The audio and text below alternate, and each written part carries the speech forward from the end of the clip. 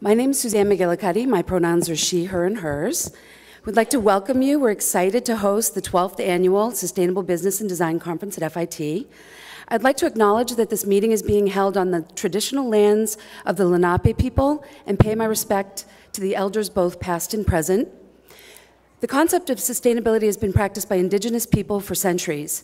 It's known as the seventh generation principle, which takes its name from the great law of the Haudenosaunee, the founding document of the Iroquois Confederacy, the oldest living participatory democracy on earth. It is based on an ancient Iroquois philosophy that, quote, in our every deliberation, we must consider the impact of our decisions on the next 7 generations. Sustainability is not just about the environment. Sustainable practices support ecological, human, and economic health and vitality. It's about approaching this in a pluralistic and inclusive way, encompassing human and ecological health, social justice, secure livelihoods, and a better world for all generations. As we look at our theme, from what if to what's next, we have an opportunity to think about what's next in different ways. Technology, innovation, future, youth leadership. This theme has provided us the freedom to think creatively about our topic, something that we like to do here at FIT. We believe that our speakers and workshops will give us a lot to think about in all of these areas: art, science, psychology, activism, mindfulness, youth leadership. I'm lucky to work with our students who are addressing global challenges by making commitments to action through the Clinton Global Initiative, or CGI U, and I know that some of the team from CGI U is here in the audience, and we're really happy that you're here. You'll be able to see some of our students' projects later today, and Karen will tell you about that. Speaking of our program, I have a couple of program notes to let you know about. First of all, our bookstore is here, and they are selling books by Xiuhtezcatl, who is our evening keynote. He will also be here signing books at 3 o'clock during one of the breakout sessions here in this room. Then I'll be whisking him out of here for his sound check at 4 o'clock.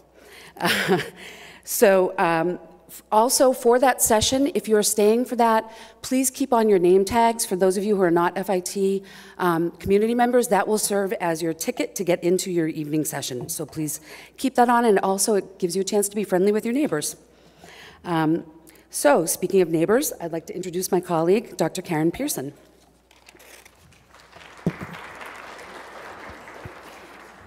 So welcome. We are very excited as a council and as a college community to welcome you to FIT for part of our annual Business and Design Conference on Sustainability. During this time, we are going to have a number of exciting speakers throughout the day, and more importantly, we're going to hear from in addition, we will hear from a lot of our student leaders and our faculty leaders on issues relating to sustainability. So a few exciting notes on that. At 1 o'clock today, we will have innovation stations set up in the back where you'll have the opportunity to see work done by students who've participated in Clinton Global University and also projects such as the BioDesign Challenge.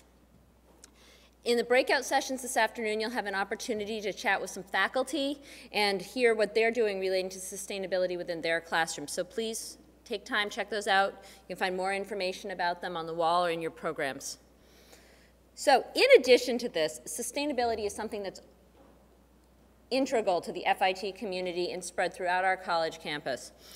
In that, today we have representatives presenting from every facet of the FIT community. So some faculty members from all of the schools will be presenting and sharing their work today, and that's something that we're very, very proud of. So a few examples you can actually see right now. Behind you, we have an example from the Sustainable New York, which is an interdisciplinary course between the Department of Science and the Department of Photography that looks at the ecology through a different lens, and the students' work is presented below, and the faculty members who help lead this great initiative are actually sitting in the back. We also have displays up currently from interior design that's looking at unique materials and how that impacts our interior environment. So we're really excited to share some examples of our collaborative work and how we're looking at sustainability across the curriculum here at FIT. In addition, for those of you who don't know, there's also information next to Artie regarding the minor in ethics and sustainability. And if you have any questions, go ahead and hunt him down, ask some questions. We're very excited to have that as well. So with this, as we look to the future today, we're so excited to have you be part of this conversation, and we hope that it's not something that we talk about just today, but that we use going forward. And it's with that, I introduce one of our biggest supporters, Dr. Joyce F. Brown.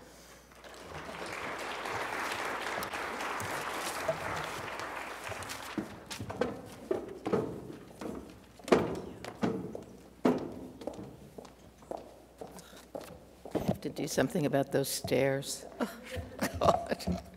Good morning.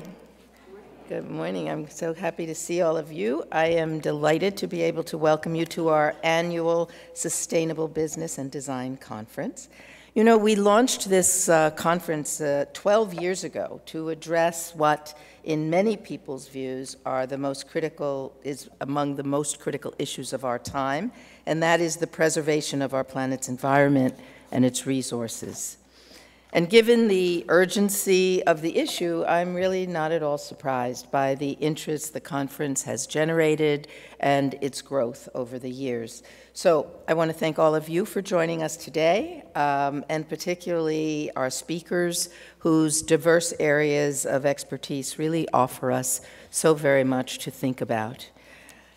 As many of you know, FIT is deeply committed to sustainability. So much so that it has been infused throughout our long-term strategic plan, and it's embedded into our institutional mission statement. However, our commitment in terms of our curriculum and how we maintain our physical plant and simple day-to-day behaviors, actually, it goes back many years. Over 10 years ago, then Mayor Bloomberg, who really is a very dedicated environmentalist, challenged the city's colleges and related institutions to reduce our greenhouse gas emissions by 30% over 10 years. So we did it in 5 years. We got there first.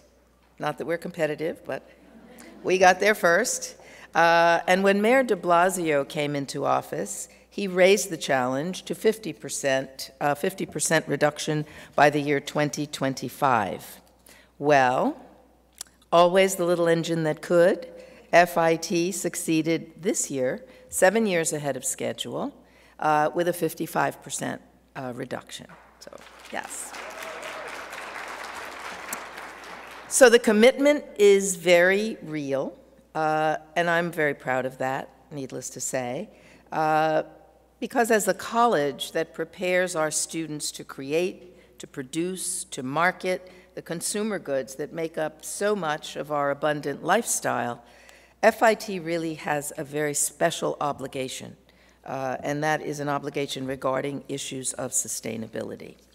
So the decisions that our students make once they are professionals, which goes very quickly, it's just a few years down the road, will help to shape the planet's future.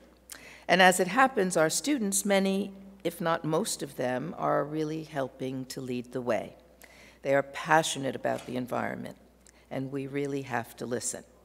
They are a constant presence at the Clinton Global Initiative University with their innovative green projects. They are conducting extraordinary research in the labs and classrooms. You'll be able to see some of their work, as you heard a few moments ago, at our innovation stations this afternoon. They are truly an inspiration, and they are what's next. So fortunately, they're not alone. They are part of a similarly motivated generation. And it is conceivable, given the growth of the green movement and this generation's identification with it, that 10 or 15 years from now, the fashion industry and all industries really will be populated by this critical mass of environmental enthusiasts who will make it their mission to incorporate green values into their company's practices. And that's why I think it is the obligation of institutions like FIT to provide as much support and encouragement as we can to our students. We don't want their enthusiasm and their ideas and their ideals or their activism to dissipate. So conferences like this really do play a very important role. They teach, they inspire, they nurture new ideas, and I am very, very grateful to the organizers, to all of our participants, and to all of you for being here. I want to add another thank you to a special group of people who have, over the years, played a major role in developing these conferences. They've been working energetically on many, many of the sustainability issues here on campus. They are the founding members of our Sustainability Council, and because we rotate membership, they are now rotating off. So I don't know how many are here in the audience, but they've done a remarkable job. And I would like to just recognize Chris Helm. If you're here, wave to me. Chris Helm, Nomi Kleinman, I know Nomi is here. There's Nomi, yeah. Artie Kopelman, Sandy Krasovic, Shireen Musa, I didn't see Shireen, Grajna Pilatowicz, and Robert Vasilati. They've been really stalwart, and I know you'll still be active with us. And while I'm saying thank you, I really have the very distinct pleasure of offering my personal thanks to FIT's representative in the State Senate, Senator Brad Hoylman, who is with us this morning. Senator Hoylman is the ranking member of the Senate Environmental Conservation Committee, and he has an admirable record of advocacy on the issues that we really care deeply about. He was the co-author of a bill that would ban plastic carryout bags. He held the Senate's first ever legislative forum on climate change, an issue that he is particularly committed to. He's also very committed to FIT. In fact, he was key in helping us to secure the state funds we need to go forward with the construction of our LEED certified academic building. And I will offer the first of many invitations to you to come back to campus this fall for groundbreaking. So Senator Hoylman, on behalf of the entire FIT community, I thank you once again. Please join me in welcoming Senator Brad Hoylman.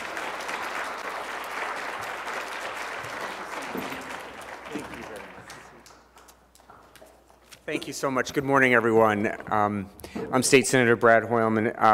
I just really want to thank Dr. Brown and Suzanne and Karen and Lisa and your student faculty, Ashami, who I met earlier, for this terrific conference, because we're seeing in this country how young people are making the difference, how we're seeing in Washington things that might be going backwards as it pertains to the rights that we hold fundamental, the protection of our environment, the security for our families and vulnerable people.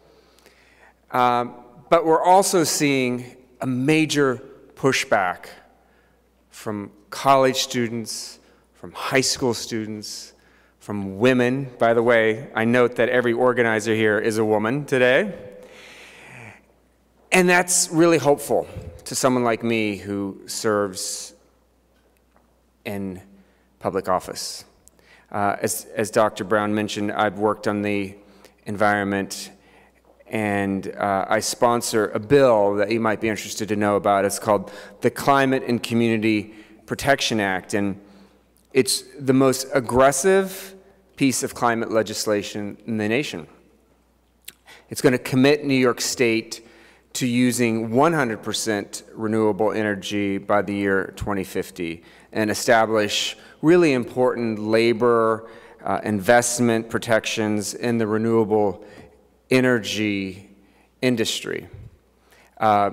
Because what's interesting is that the fastest growing jobs in the country are in the sustainability industry.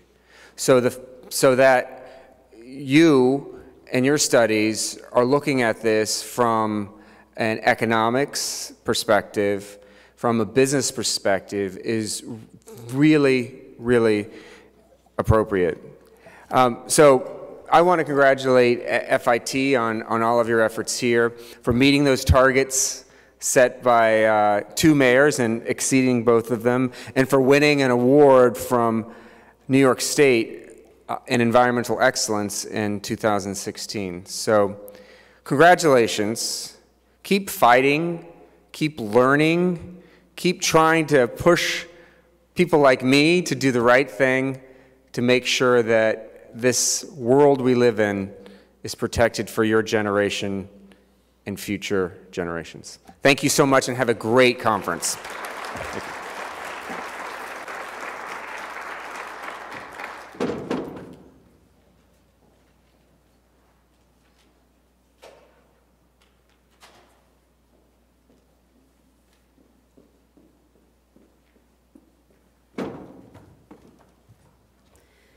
Thank you, Dr. Brown and Senator Hoylman.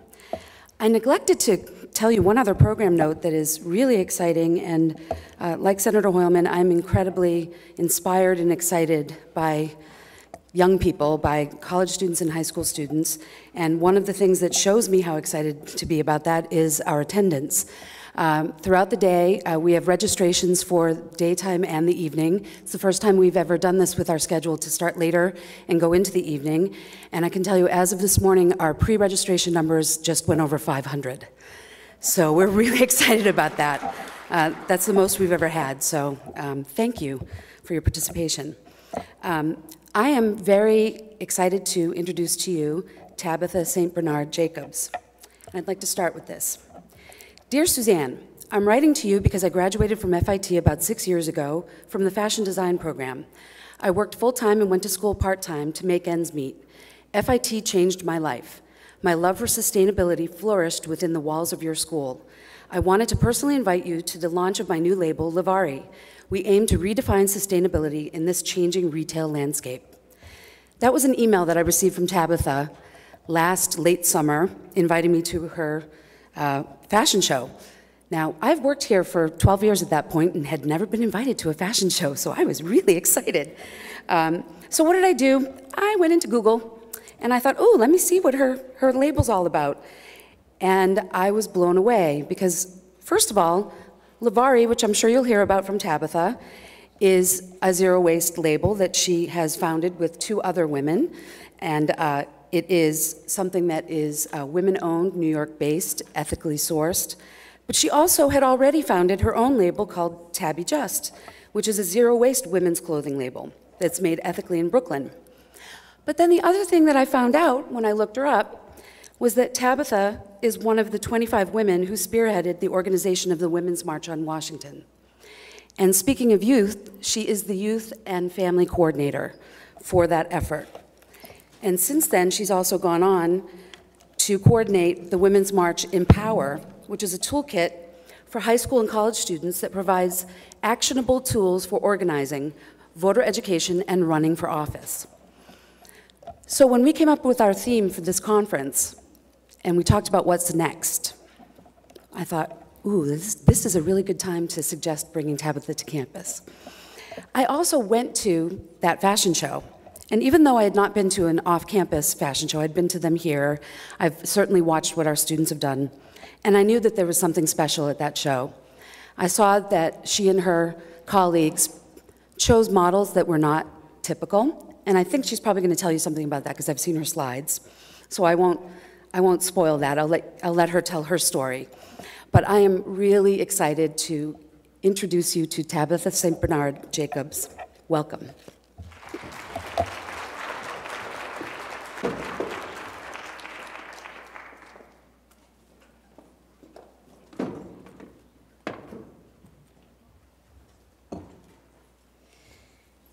Thank you, Suzanne.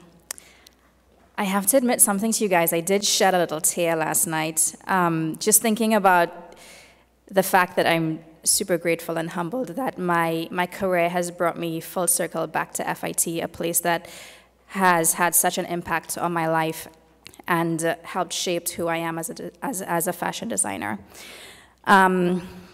Thank you to Suzanne for having me. Thank you to FIT, and thank you to each and every one of you who are taking time out of your schedules to be here to talk to us about sustainability.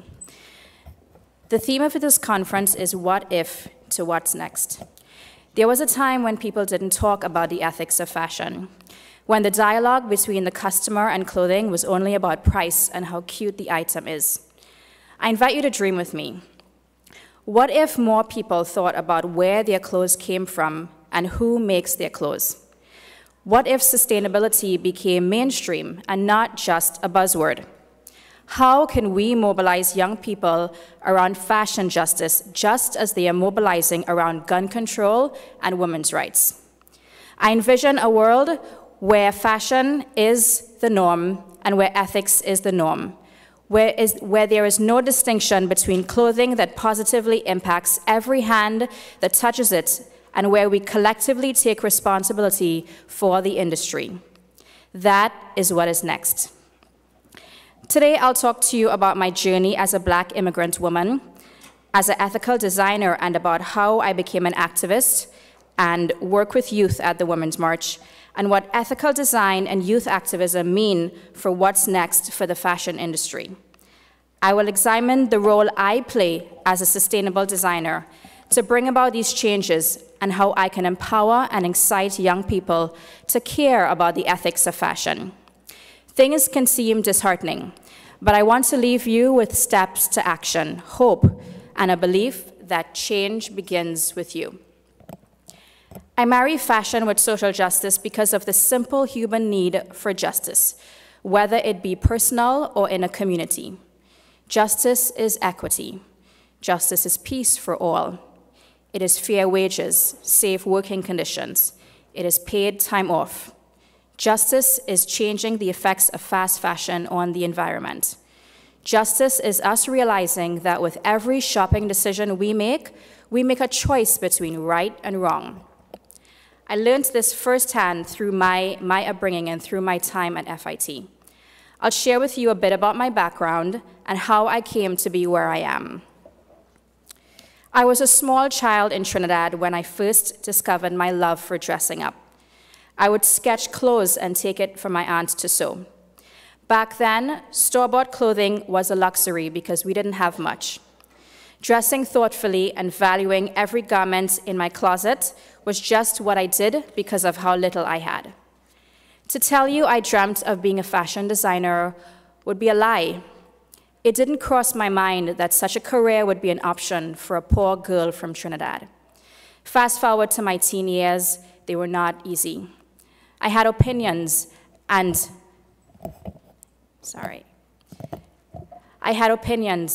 my society wasn't one that embraced a strong-minded girl. My opinions were based in the ideology that everyone, no matter their gender, race, or sexual orientation, or otherwise, should be privy to the same types of opportunities to succeed. I didn't know what a feminist was at the time, but my soul knew what equity was. When I got a scholarship to attend college, I was thrilled. I made this leap in large part because of the encouragement of my older sister, who was already over here studying and is still a major influence in my life. When I came to New York City, it was hard. It was freezing. I got lost several times going to school on the subway. And for the first time, I realized I was a Black person. And with that came all sorts of implications.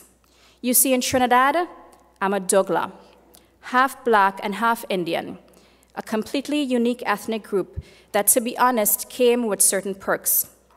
Dougla people back home are perceived to be more attractive, more likely to find a mate, more likely to succeed than our darker-skinned counterparts, and more likely to be given certain opportunities.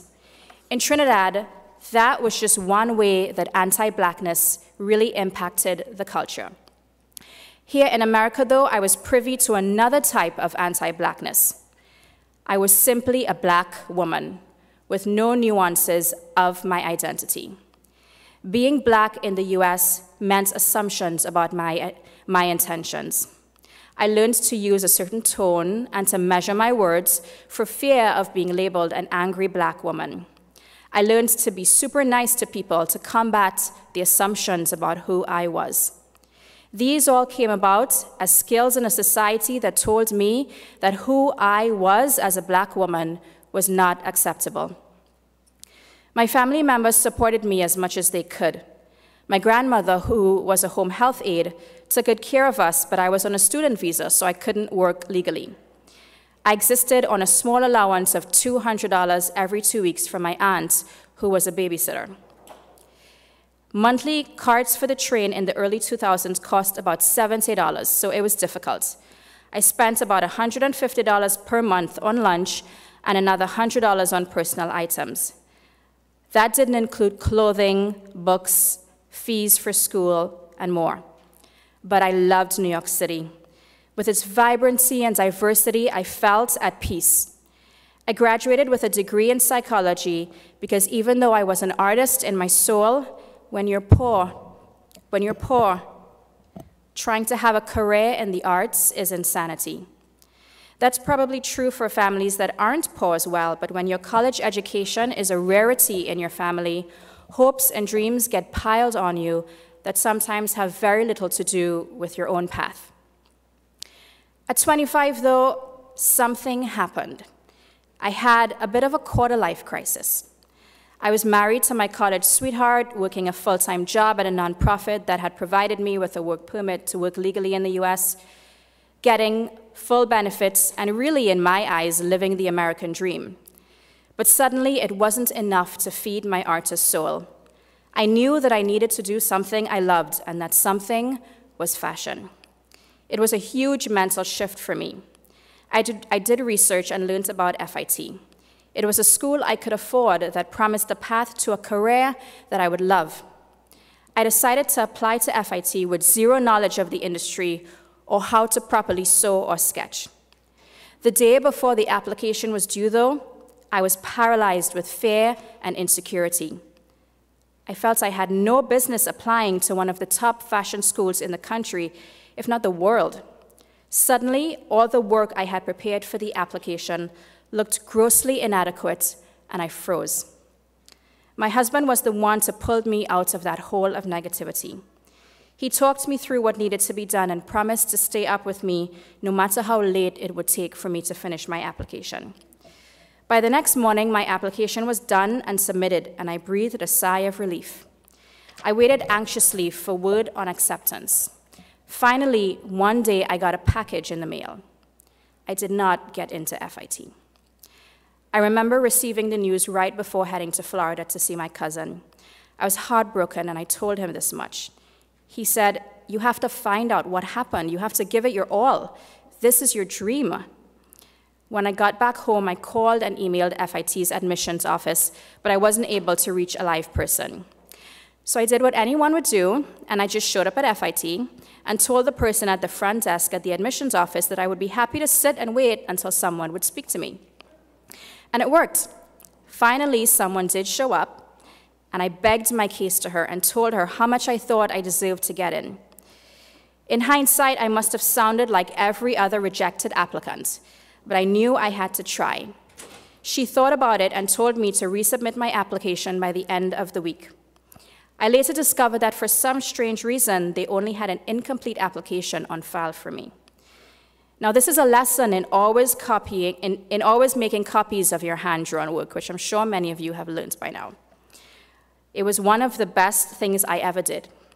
I went home, got those copies, made copies of those copies, and resubmitted them the next day.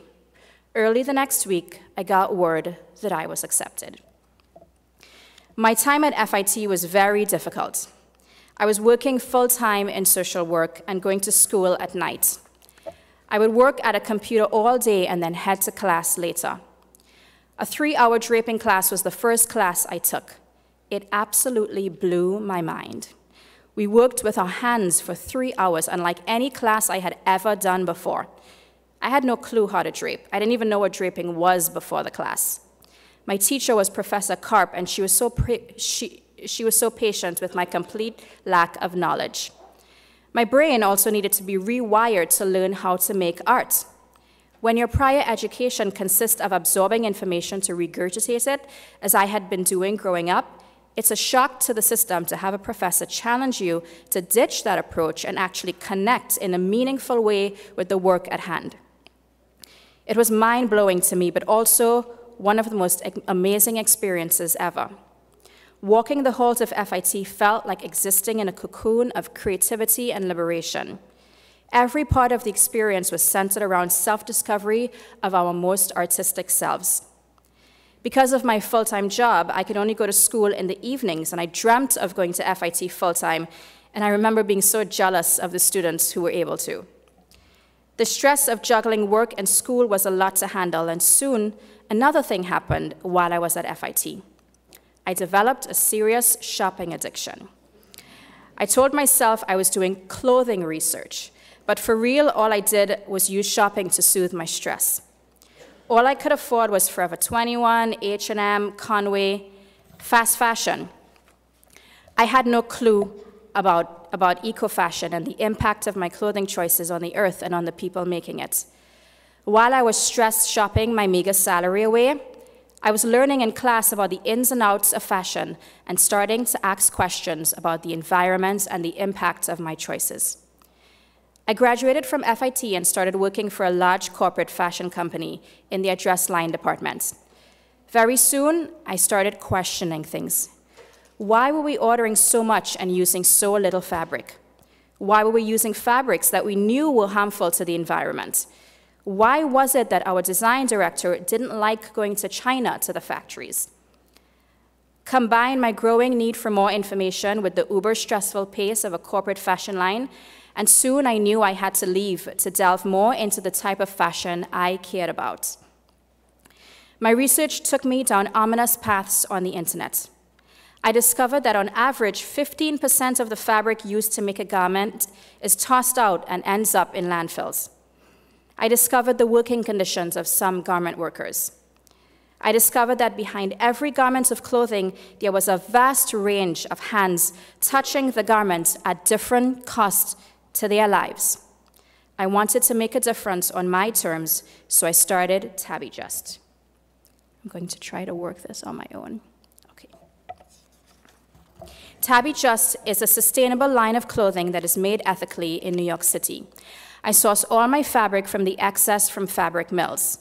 I make other items out of the scraps like pocket squares and scarves. I also work with fab scrap to donate the fabrics I can't use. My clothes are made ethically at the BFDA. It's important that if we are to make fashion like this mainstream, we as designers need to find our niche and raise our voices. My niche has been selling in boutiques and online and being able to spread the word about sustainable design by showing during Fashion Week and through press such as Forbes, Bustle, Now This, and others. I've been lucky to find another platform for zero-waste fashion through a second line, Levari, which Suzanne mentioned before, with my partners. We partnered with Cool Effects to offset our carbon footprint for our debut collection. This collection demonstrated how to be edgy and ethical at the same time. Our line was met with rave reviews by Now This, Nylon, Bustle, Women's Wear Daily, and more. One of my favorite pieces is this skirt that you'll see on the left, made out of fish leather, which is a leather made from the scales of fish that would normally be tossed out. It provides another industry for a village in Brazil and is an eco-conscious choice to traditional leather. We also used fabric hand-dyed using rust by a local artist in Oregon. Some of our fabrics were excess fabric from mills. We also took all of the scraps from the entire collection and worked with a local weaver to weave them into a new fabric, which we used to make this jacket. No scraps were cut off this jacket, making the entire collection completely zero waste. All the pieces in the collection were made ethically in Brooklyn, using workers who work under humane conditions and who get paid fair wages. For the show, we were also conscious of representing models of color, a model with a baby in a breastfeeding dress, and a varying range of sizes. The process of producing two fashion labels that are respectful to the environment and to the maker is always a work in progress. For both my lines, my knowledge grows in leaps and bounds during the production of every collection. For our debut collection, we knew we wanted to be better than what we could with every facet of the company. We wanted to push ourselves to go outside of the norm and challenge what we thought we could do. So why is it so important for us to be thoughtful about every part of our production? Why did we bother paying people fair wages knowing it would drive up our prices? Why not jump on the current trend of fast fashion? We did it because it's the right thing to do. Google fast fashion, wade past the glamorous images of models, read the articles, and the truth is horrifying. To keep prices low, the sewers often don't make a living wage. They work under unsafe working conditions, think blocked fire exits and overcrowded spaces with overheated machinery, and several get sick from just working. Some even die. The following is just a few incidents of deadly occurrences caused by fast fashion, which I'm sure some of you know about, but I'll repeat for those of you who don't. I need to warn you that some of these images are disturbing. On September 12, 2012, 300 workers were killed in a textile factory fire in Karachi, Pakistan. Survivors reported that every exit but one had been locked and the windows were mostly barred. Workers flung themselves off top floors in desperate attempts to escape the blaze. Some survivors said the exits had been shuttered to prevent workers from slipping out early. On April 24, 2013, an illegally constructed 8-story building called Rana Plaza in Bangladesh, which housed 5 garment factories, came down in a crash. 1,138 people were killed and over 2,000 others were injured. Because of shoddy construction, a building with too many floors and too much heavy equipment came crashing down. Because of complex paths of subcontracting done to drive down prices, some of the companies whose clothes were made there did not even know their contractors were using Rana Plaza. All they knew was that they demanded low prices from their contractors. They didn't care how the prices were kept low. They didn't care that the subcontractors were cutting corners on safety and paying workers below their wages. In their eyes, that wasn't their problem. All that mattered was that the clothing was delivered on time and were kept at a low cost. This is the true cost of fast fashion. In order for me to purchase a $20 shirt, that means that the sewer makes mere dollars per item, and low wages come at a price. Every last large fast fashion brand is a part of this system. The true cost of fashion is fair wages, and this equals higher prices for clothing. By comparison, here is the cost breakdown of a Tabby Just shirt made locally using fair labor. What if we were to reimagine how we approach clothing? Instead of doing a shopping haul and having a day of shopping, what if we bought clothing more thoughtfully? Shopping as a pastime is the beginning of the problem. If we stop approaching clothing as things that go into the trash and treat it like investments in our wardrobe, we would find that they need to be replaced less and they last longer. Some of my friends challenged themselves not to buy anything for a year to break the psychological implications that shopping has in their lives. It's a worthy undertaking if one is obsessed with shopping and finding it hard to relax without a trip to the stores, like I did when I was stressed out at FIT. In 2018, there are more opportunities for students who are interested in ethical fashion and want to make a difference. Many responsible fashion brands are doing well because of customers who are making educated choices with their clothing. Brands like mine and a few others that are here have been working to make the difference. And larger brands like Mara Hoffman and Eileen Fisher have made the pivot, and the results are still stunning. Fashion justice doesn't happen in silos. Fashion intersects with other issues such as race and gender. CleanClothes.org specified that there are 60 to 75 million people employed in the textile, clothing, and footwear industries as of 2014. About 3/4 of these workers are women. While the CEO of H&M as of 2014 made an average bonus per year of over $100,000 US, that's over $10,000 a month, the average garment worker in Bangladesh working on H&M clothing makes $234 US per month. And that's just the CEO's bonus, not his salary. We see in the US, the wage gap is still stark between gender and race, and it's glaring in the fashion industry. In a study done by the National Partnership Research Library, women of color in the US working full-time are paid 63 cents to every dollar compared to white non-Hispanic men. That means that in the eyes of the economy, the labor of women of color is not valued as equal to that of white men. This is seen more so in the fashion industry because the sewers, the backbone of the industry, are paid among the least.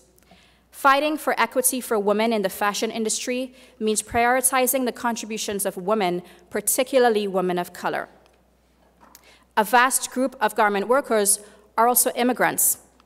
I've been in the industry for about 5 years, and 95% of the sewers who have worked on my clothing have been immigrants. Work in the garment industry is seen as an entry-level job that many immigrants have skills in from their home countries. This means that attacks on immigrants affect the fashion industry in an enormous way. When we purchase clothing from a store, it's important to note that the choices we make with our purchasing power will affect people, particularly women, in a direct way. I am an immigrant woman in the fashion industry, so I'm particularly fired up about how we are treated within the field. This indirectly led to my involvement in the Women's March. The Women's March on Washington was the largest single-day protest in history, with over 5 million people all over the world hitting the streets on January 21st, 2017, to demand that our voices be heard. It was about women and allies coming together after the election with one collective voice to form an intersectional movement that brings to light the concerns of trans women, women of color and immigrant women, white women, queer women, and any other identity within womanhood. I am passionate about a reinvigorated movement of people who are ready to stand up on the right side of justice for gender equity as it intersects with other aspects of social justice. The effects of fashion injustice disproportionately affect women in poorer communities, whether it be in the US or overseas. Sustainable fashion is still seen as a luxury because of the prices, and most people still cannot afford it. That's one of the challenges that as a designer I'm always faced with. How can I be fair to the makers of my clothing as well as the consumers of my clothing? On both ends of that spectrum, there exist people who are just looking for a better life. The maker is looking to make a fair wage. The consumer is looking to balance a clothing budget with other parts of life, like a food budget, a house budget, a childcare budget, and more. I admit that most times I am mindful of the maker and not mindful of the end price for the consumer. The unintended result is an elitism, where some ethical consumers are unable to make the fashion choices they want because they perceive they simply cannot afford it. And in addition, people in poorer communities tend to accept jobs with unsafe working conditions and with unfair pay because of a lack of options. Since most workers in the garment industry are women, poor women are more affected by fashion injustice than any other group. They're also the ones with the most at stake by speaking out. They run the risk of losing their jobs, which, as awful as they are, is still income with which they support their families. That's why it's even more important to stand up for these women who don't have the platform I do. My role within Women's March is as the youth director. The story of how I got involved in youth activism specifically is the shortest one ever. Tamika Mallory, one of the co-chairs of the Women's March, asked me what I wanted to focus on. I didn't hesitate. I wanted to focus on youth. Why? It's simple. Young people are the future leaders. Young people are going to take over the world. At some point, I'm going to only have enough energy to watch Golden Girls and drink iced tea. Except for me, it's probably going to be reruns of Insecure or Scandal. I try to slip in Scandal in every talk I do. I'm doing a great injustice to the movement by not making space for and empowering young people to be the next group of leaders. Most recently, as an adult ally, I coordinated a team of 15 youth organizers who put together the historic National School Walkouts on March 14th that saw close to 2.7 million youth from all over the country and the world, including students at FIT, walk out of schools to demand sensible gun regulations. I want to specifically thank Dr. Brown for her support of the walkout here at FIT. We organized this action in response to the Parkland shooting. I'll tell you what I learned from that experience. I learned that young people know what's up. They know what is right and just, and they are perfectly capable of problem-solving issues in this world. We saw teenagers organize walkouts of over 1,000 students, teenagers who had never organized anything before. We also saw lots of adults try to take over, with the justification that youth didn't know what they were doing. Guess what? That was completely wrong. I was in awe over and over again at how capable and on it my team and over 3,000 other walkout organizers were. It's up to us adult allies to create an environment of learning and support for youth, and I was honored to do that. It's also deeply personal for me. My son is 3, and I'm raising him to be a feminist. He is growing up in the Women's March family, and I already see the impact of that on his life. I want him to know that when he sees injustice, it is his duty to step up and make change. I want him to use whatever privilege he has to make space and opportunity for those who do not have the same. When I was a teenager, no one listened. I was too young to have a valid opinion. I was too young to know what was good for me. I aim to ensure that youth have a place within Women's March and the world, because I never want another young person to have to deal with not being respected. We launched Youth Empower, a toolkit for youth that offers support in learning how to organize, get ready to vote, and get ready to run for office. We're offering tools to teach young people how to take control and set the tone for the type of America they want this country to be. We partnered with Peace First, Teen Vogue, Rock the Vote, Rise to Run, and the Justice League to create a support system for young people. Youth are free to pick the causes they want to focus on, but the ethical designer in me is hoping some of them choose to focus on fashion justice.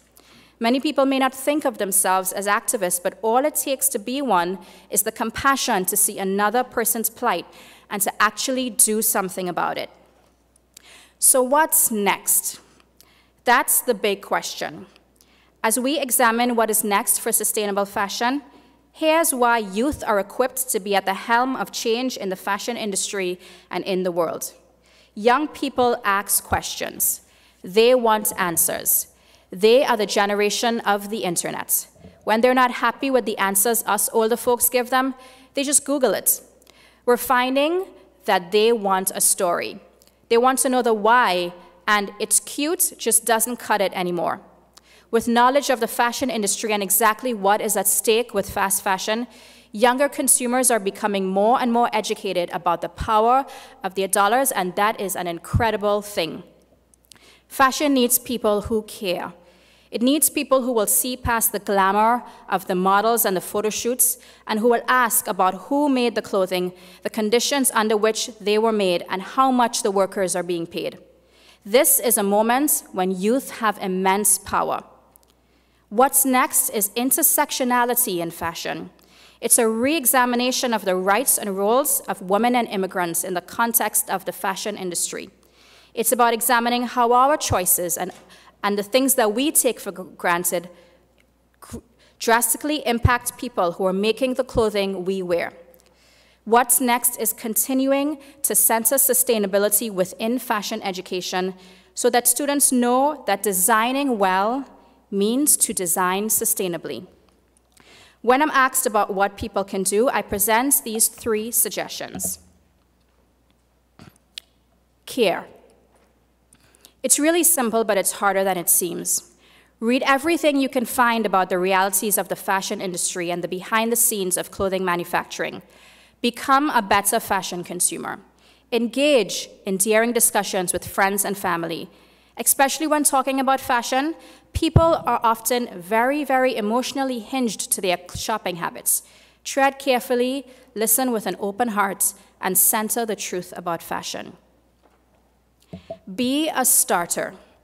You be the person to start change. Whether you're a student, and/or a designer, find a path within what you enjoy to change your little slice of the world for the better. I recently had the honor of joining the US Fashion Revolution team to support the week which is coming up on April 23rd to 29th. Fashion Revolution Week will honor the lives lost during the Rana Plaza collapse. There are so many ways to get involved during this week. You can plan your own film screening of True Cost or River Blue, plan a clothing swap, a panel discussion, or talk at your school. The beauty of this movement is that it's so easy to join. Here's the link for more information. Design well. If you're a designer, challenge yourself to design consciously and thoughtfully. Young designers can set the tone for the type of industry they want to create.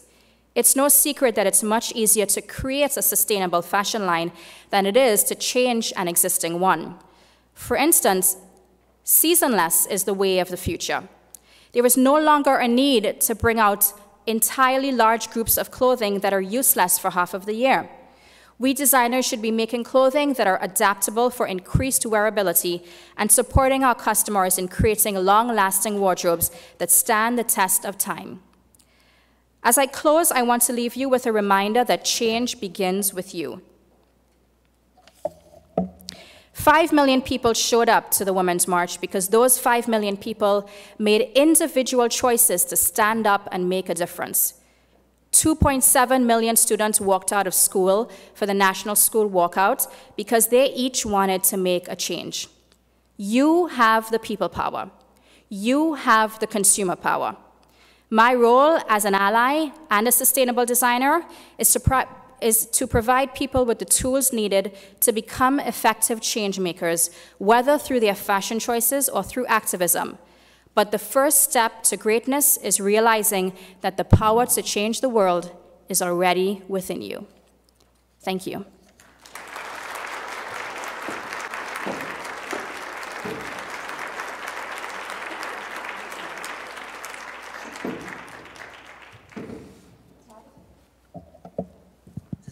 Tabitha is going to take some questions, and also I want to let you know, and anyone else in the room who may not be familiar, students will be coming and going because they are still in classes, so please don't be offended as people come and go. So I'm sure there are probably curious students who may have classes for a fellow former FIT student. I have a microphone and Karen has one, so we will walk the room with the mics. So I'll go to this side, raise your hands, and we'll come to you. Questions for Tabitha? Back here.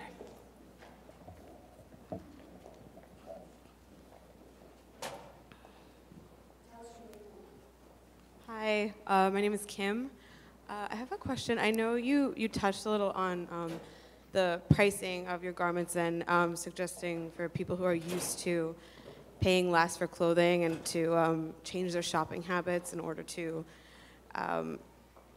incorporate pieces that cost more but are more of an investment. But what about the issue of just people who truly can't afford to spend that type of money on clothing, but the issue still being fast fashion? Like, where does the solution lie in fashion for people who truly can't afford to spend, people who are like in need of, in need of things to be more affordable because of like their income and stuff like that, like families? That's a really good question. It's also something I think about as a mother of a child who is growing in like leaps and bounds every couple of months, and he grows out of his clothes pretty often, especially for people who have more than one child. How do you sustain this? And I suggest clothing swaps. I think that clothing swaps are a great way to really update your wardrobe and to create a sense of community as well. If you get together with some friends and you say, you look in your wardrobe and you pick some things that you don't wear anymore, and let's get together over like brunch one day and have a clothing swap at somebody's apartment. It's actually pretty easy to put together. Other questions? Hi, my name's Mitchell. I'm actually a fashion design major here, but then I also work for a sustainable fashion company that's located in Brooklyn, and we are currently doing a zero waste collection. And so that you mentioned that you were also have experience with that. And so one of my questions is, how do you do your pattern making all zero waste? And then you mentioned you like wove sort of your scraps, but when it comes to putting pieces together and then having any excess fabric, what do you do with the pattern making sort of in relation to that? That's a really good question. So when I first started my line, I did one size because if you start grading up, the amount you cut off is going to be different for each size. So I did one size, and I created. What I came out with at the beginning was these sort of kaftan style dresses that used up almost all of the fabric, and the only piece that was cut off was a little bit at the neck, and I would do other things with it. I would use it to make stuffed animals. I was working with a toy maker in Delaware, and I would send her my scraps, and she would use it to stuff it. Now I work with Fab Scrap. I don't know if you know about Fab Scrap. So they are amazing in that they will take whatever large pieces you have, and they sell to students and so forth. And the weaving company that I worked with for the jacket is called Weaving Hand. And they will take your scraps no matter how small. Well, you have to cut it up yourself, but you can cut them into strips, and they will actually weave your scraps together to make it into yardage. So the jacket that we made was a one-of-a-kind jacket. That's not something that could be graded, and that's not something that could be made again and again. We have had a lot of interest for it, and we've been telling people we just simply, like that was what we did to problem solve our issue of waste. So I encourage you to think creatively about it, whether it's just an item that you make so that you can educate the press and really the public about this concept of not wasting, like that may be also something that may be useful to you, as opposed to thinking of the item that you make out of scraps as an item that you're going to mass produce. Thank you. We have a question over here. Hi there, my name's Alex. I'm with CGI University. Thank you so much for just sharing your story. Had a question about your support network. Growing up, it sounded like you had a lot of family and professors at FIT to help you kind of take these risks and walk you through these new stages. Can you shed some light on how that network was valuable for you, and maybe offer advice to students looking for a support network as they kind of embark on their own endeavors? Yeah, I think that's a really good point. A support network is something that's incredibly important, and if you're in school, you have that built in with professors. Actually, one of my older professors who used to teach me is actually here today, Meryl, and I reached out to her after I graduated to be a part of my circle of really support, because it's important as a fashion designer, while you're taking risks, to have people who believe in you and who support you, but also who can provide feedback for you that's honest but supportive. I think the fashion industry can be a little difficult when you're going through the experimental stages. So it's good to have a group of people around you that really have your back. And I would say professors are amazing.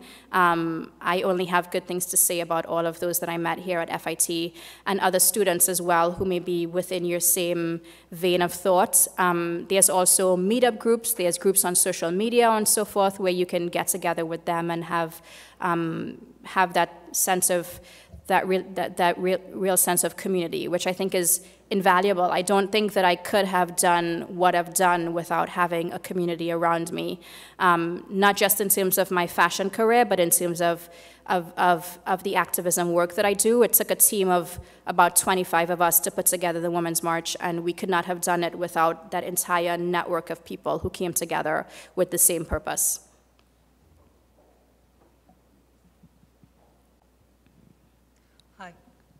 Hello, Chris Novell. Something that's become of keen interest to me is how many laws are decided and legislated at the state level. And that becomes interesting because, to give an example of the variation on that, if you own a car in New York, you're required to have that car inspected every year. If you own a car in Florida, no inspection is required at all. Mm-hmm. And what becomes further interesting in appreciating what the significance of that is that a person who resides in Florida does not have to just stay in Florida driving that uninspected car. They are free to go to other states and drive around. So that suggests that there's room for some thought mm-hmm.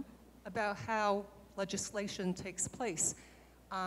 So bringing this topic now to sustainability in fashion, and you've created businesses and you've encountered some laws along the way. Can you share with us any insight as to what laws exist at the state level that you need to comply with, or whether there's some laws that you think are needed and whether they should be at the state level or the federal level? Yeah, I think that there are laws if you're a fashion business about how you deal with your waste. So there's actually a lot that's being done already, but there's always more that could be done. And as we are in this moment of youth activism right now, I think it's super important for young people to realize that they have the power to, if they don't believe in a law or if they think that something else should be law, to really advocate for making those things happen. They have such incredible power. I know David Hoggs, one of the Parkland students, is taking a gap year when he graduates from high school to really focus on the midterms. And I think it's important for us to realize that it's a critical time for us to vote in people who have values that really reflect ours, so that we can make sure that the laws that they are putting into place that we want for our lives and our country are really reflective of what's good for us as a community. So currently, are there many laws existing about fabric waste or disposal of? There are state laws about what you do with your waste as a fashion design company. I can tell you that regulation is not where it should be, but there are laws in place, which is why companies like Fab Scrap come in handy, because they collect excess fabric and scraps and so forth from other fashion companies all over the states, and they pretty much find a way to make it available to students and give it a purpose after these fashion lines are done with them. I've been there a few times. They're amazing, yeah. And they're they've great. moved to Brooklyn, by the way. Oh, they moved to, yes, I saw that. I'm very excited about that. Brooklyn, yeah. Queens was a very far trek for me. Yeah, they actually were supposed to be here today, and unfortunately they had to cancel. But they work with our students, and we have students who have a commitment with Clinton Global Initiative University, who are working on a textile recovery project with Fab Scrap that we're working on. For those of you who are familiar with our other CGI U commitment that students did, that was a textile composting research project that Dr. Sarkar is going to be presenting on later today with Professor Silberman. That research is still happening, but we're not composting at a large amount. The students want to kind of take that into textile recovery, so they're working with Fab Scrap to try to figure that out for FIT. It's amazing. Yeah. We have more questions. Hi, Tabitha. My name is Dana. Thank you so much for sharing your story. I was wondering if you could touch a little bit on the business side of having a young fashion brand, particularly any key hires that you've made in the early stages, as well as how you think about allocating your resources across things like PR, marketing, sales, etc. Yeah, so I'll be blunt with you. I did not have a lot of resources when I started my fashion line. I did a crowdfunding campaign and I raised some money to launch my line. I also did not have the knowledge that I have now, so the way in which I used my resources, I would do it very differently now. But when I started my line, my focus was on production mostly. The press and the PR comes along the way, but I will not suggest dedicating resources to press and PR. I've gotten lots of really amazing press, Forbes, Now This, Bustle, Women's Wear Daily, and they all have their value in terms of getting feedback about the clothes that you're making, but I've never seen a direct relationship between a press piece and sales. And I think it's important to dedicate resources to production, first and foremost, to research and making sure that you produce a product that is needed and necessary for the industry, and not just something that you think is needed for your wardrobe. So for me, production was a really big thing at the beginning. There's so many free resources out there right now to learn about how to run a business, how to create a business plan, And I would suggest that students do that before starting a fashion line. The first big hire, the first really important hire would be for me, what I would suggest would be a catch-all operations person. I wouldn't suggest hiring somebody in PR or hiring somebody who's a designer. Like first right off the bat, I would suggest really hiring somebody who has a variety of skills that can sort of fill in for you in different areas. Because when you're just starting out at the beginning, you need somebody who's very flexible and things will pop up that you just can't handle. And as a young fashion designer, if you are like me and you don't have a ton of resources, you will be wearing many, many hats. You will be doing press, you'll be doing production, going to the factories, you'll be begging people for money to pay for your clothes. So it's a lot to handle. I think that we haven't hired a salesperson as yet because for one of my lines, there's three of us who manage the line, and we have one person who her skills is PR and partnerships, and we have another one who's sort of our who's like our spokesperson, and I do the production side of things. But I think a very important hire would be sales, because sales are the lifeblood of your clothing line. You can have an amazing clothing line with tons of press, and if you're not selling clothing, you are going to go out of business. So that would be my 2 cents on that. Thank you. Okay. I've got 2 over here. Hi, thank you so much for the interesting presentation. My name is Ritu Jadwani, and I have a sustainable, ethical clothing line. We do hand-block printed scarves made from fabric scraps. My question is, since you mentioned that most of your clothing is made from fabric scraps, how do your design decisions change as to, do you end up designing 4 or 5 collections per year because you cannot source the same fabric again? Do you use the same patterns for new fabrics? And like how much energy do you end up focusing towards design process, because it's difficult for you to create the same piece again. So are you designing most of your time? And how do you go about testing the fabrics which are sourced from factories or mills? So I work specifically with one fabric supplier, Preview Textiles, which is on the 11th floor of the same building as Mood, and they have an excess room, which is where I shop for all of my fabrics. So when I go to that room, they stock mostly excess silks. So I have a relationship with Laura at Preview, and what I do is I go at the beginning of every season. I also don't make clothing according to seasons. I just have a couple capsule collections a year. But I go to her when I'm getting ready to really design, and I pick a couple to sample and try.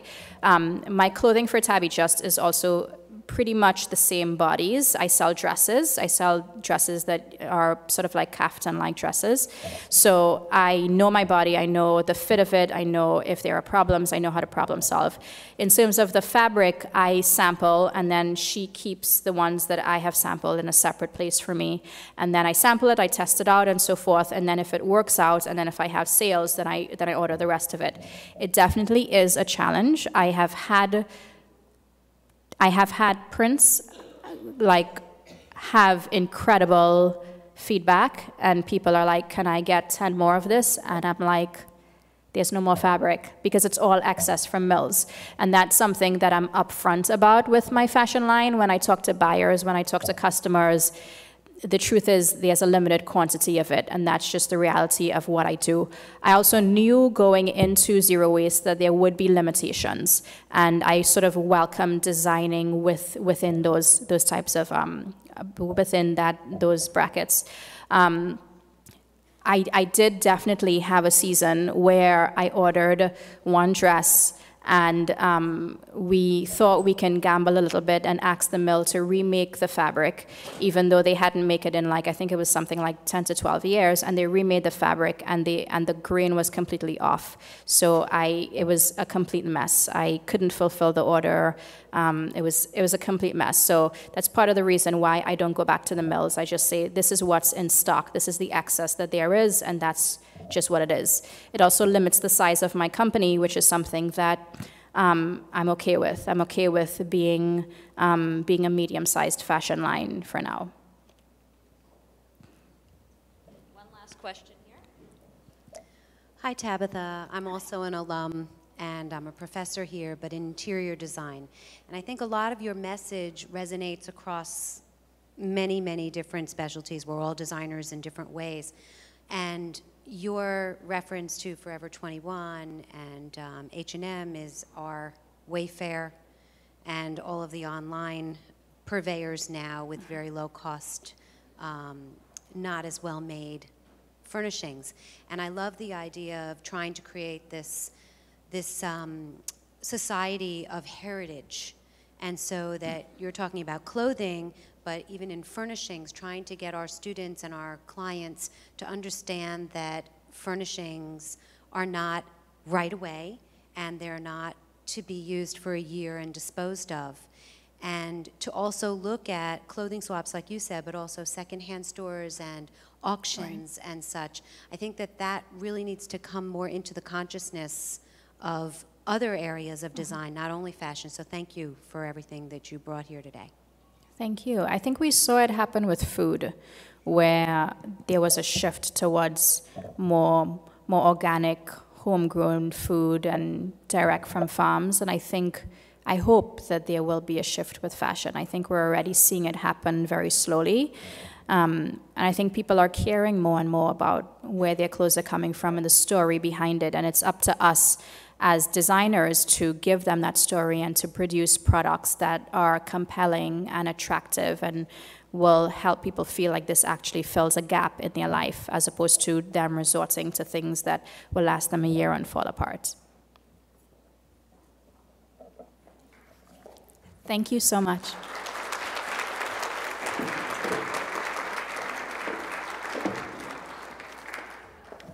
All right.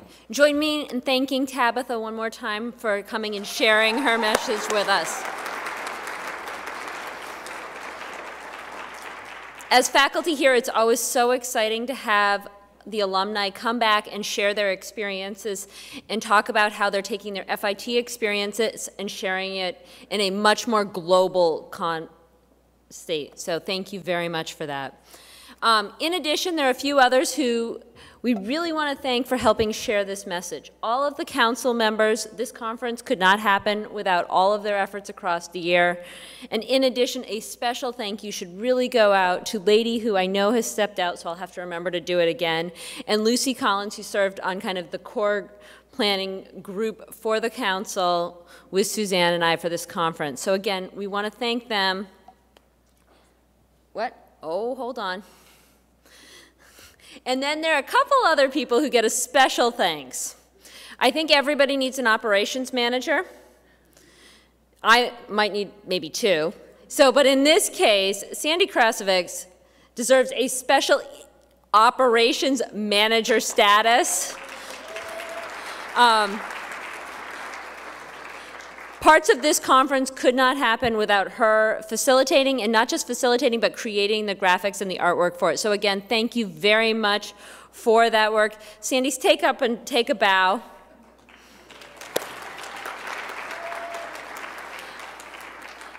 And there are many other council members who have also stepped up in big ways to facilitate this happening. So we're so excited to have this be part of our community every year. So at this point, it's my great pleasure to welcome my colleague from the School of Liberal Arts, Dr. Dan Benkendorf. Dan Benkendorf is an associate professor of psychology and assistant chairperson in the Department of Social Sciences here at FIT. In addition, a SUNY Chancellor's Award winner for excellence in teaching.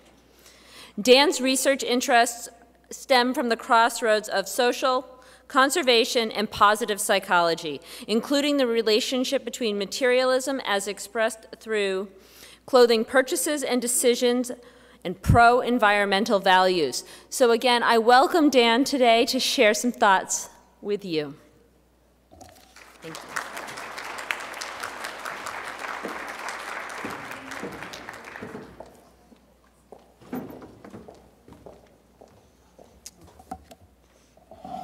Welcome. Thank you all for coming. I'm supposed to plug in the power, so let me see.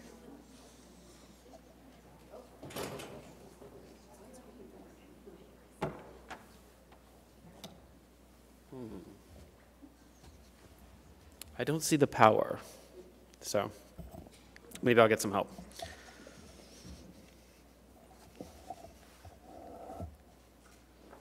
Well, again, thank you so much for coming today, for your time, for coming to hear me speak, but for all of,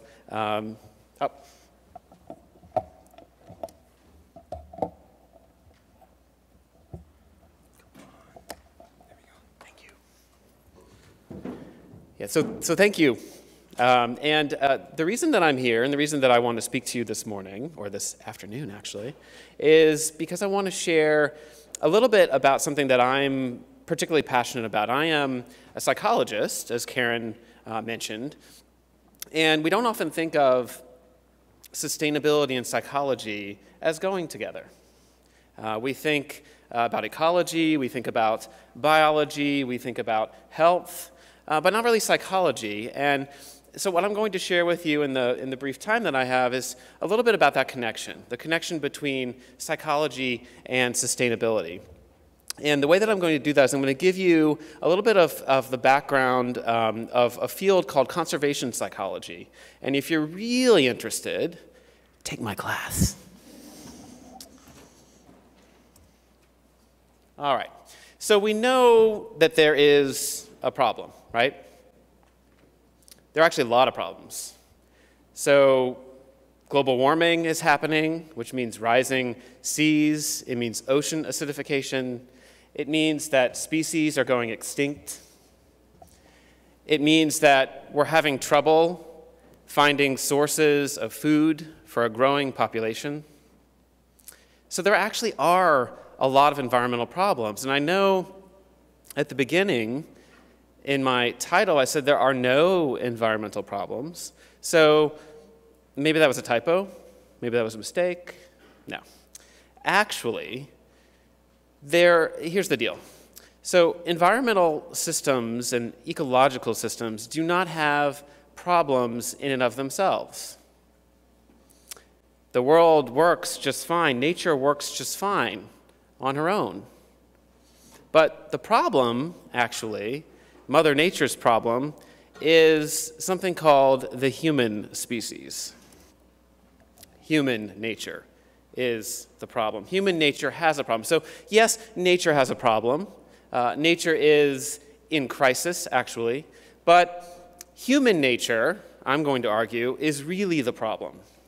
And so if human nature is the problem, well then the study of psychology, it's a study of us, should have something to contribute, right?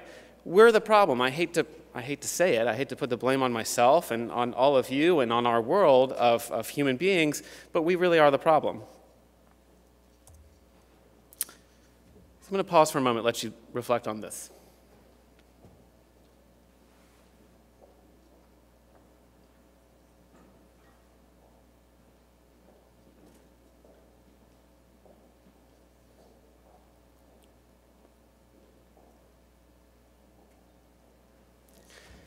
So I like this quote because, in particular, in the last line, the focus is on us. The focus is on humanity, right? Our human nature is the root of the problem. As individuals, we really need to make changes in how we satisfy our needs and our desires, in how we express ourselves, how we express our values, which is something that I study, how we participate in our communities, how we experience our relationship to nature, and maybe even how we understand the meaning of life. So maybe it's an issue of awareness. Maybe there isn't enough awareness of ecological problems. Maybe if we just get better at getting the word out, perhaps there'll be a groundswell of change. Human behavior will catch up, and we'll learn that what we're doing is very self-destructive.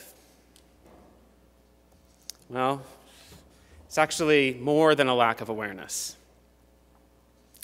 There's actually a lot of awareness. Our changing climate is news, and it's in the news all the time. In my Psychology for Sustainability course, I have my students look in the news every week and find articles about climate change. Even better if they can find something that has to do with the psychological implications. They never have trouble. It's in the news. Like this example about how 2016 was documented to be the hottest year on record. This one, a little bit more recent article in the New York Times about the devastation in coastal communities in Louisiana, that they're facing devastation because of rising sea level.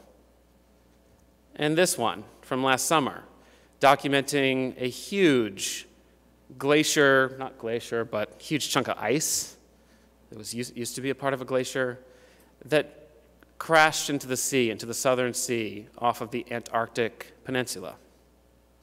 So the climate is in the news, and the devastation of the climate is in the news a lot. But interestingly, these articles, I don't know if you can see, but that first article, the publication date is Sunday, May 15th, 1932. And it says the next great deluge forecast by science. It's about rising sea levels. And the one in the middle, Arctic climate meeting, or melting, sorry, about the same issue, published in 1947. And then the final article here about the relationship between pollution and global warming, published in 1969. So our changing climate is old news. Large surveys suggest that most people are aware of climate change and environmental degradation on some level.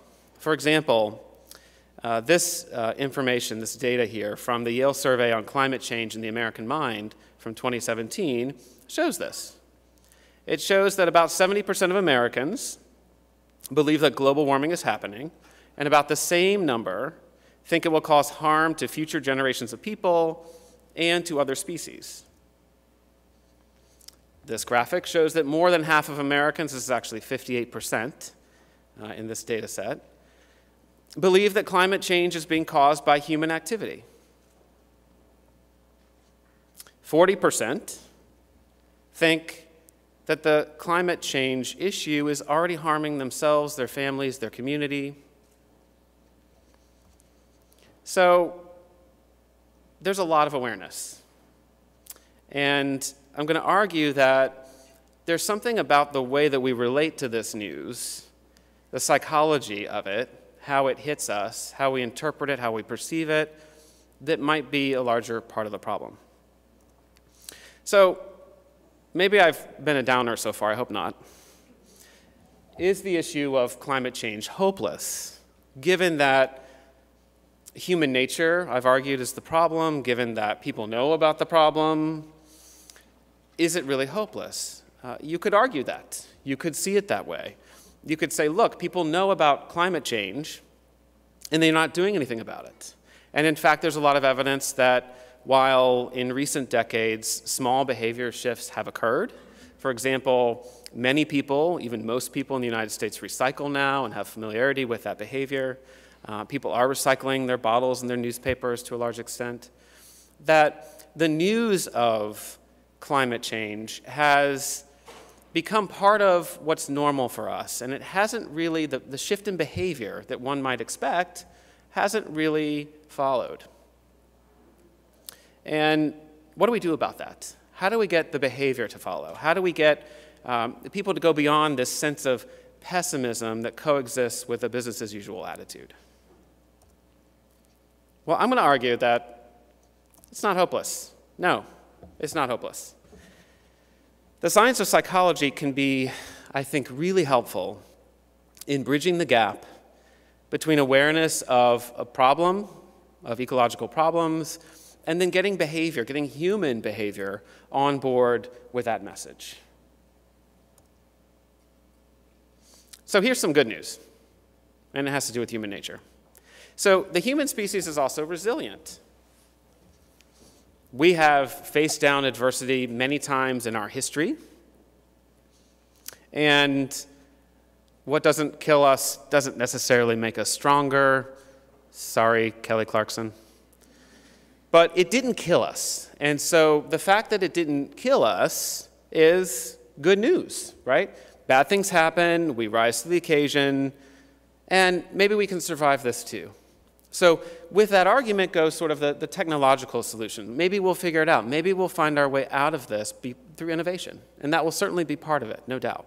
It's already been part of it. But maybe a more important point is that the human species is adaptable. So this is related.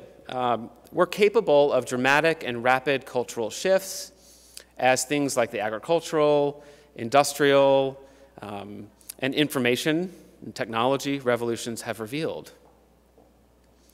I'll give you an example. So as a high school student, I'm going to reveal how long ago that was. I did not have email. I didn't have a cell phone. I used a word processor to type my papers. When I got to college, I got an email address. I got a cell phone. But I used to go to the library and search through stacks of periodicals to write my research papers. Today, I have a Google Pixel 2 XL, and I use email a lot more than I like. And I go to the online databases to do my work, right? So it's very easy to do things with technology. And that's just something that I've experienced in my lifetime. But think about in our human history, how many times humans have actually adapted to changing circumstances. This is good news for us because we're going to need to adapt in the face of climate change. But you know, that whole adaptation thing is problematic for us as well. Because when we face something scary, this is good, right? It's an evolutionary trick that we've learned, and it's helped us to be successful. We adapt to the fear, right? We use the fear to perhaps rise to the occasion and solve a problem. When good things happen, we adapt to that as well. We're a very adaptable species.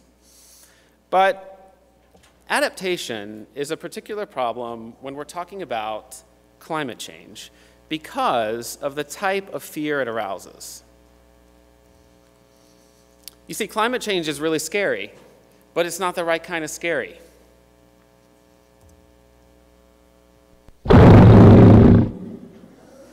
Whoa, Stitch, what's gotten into you?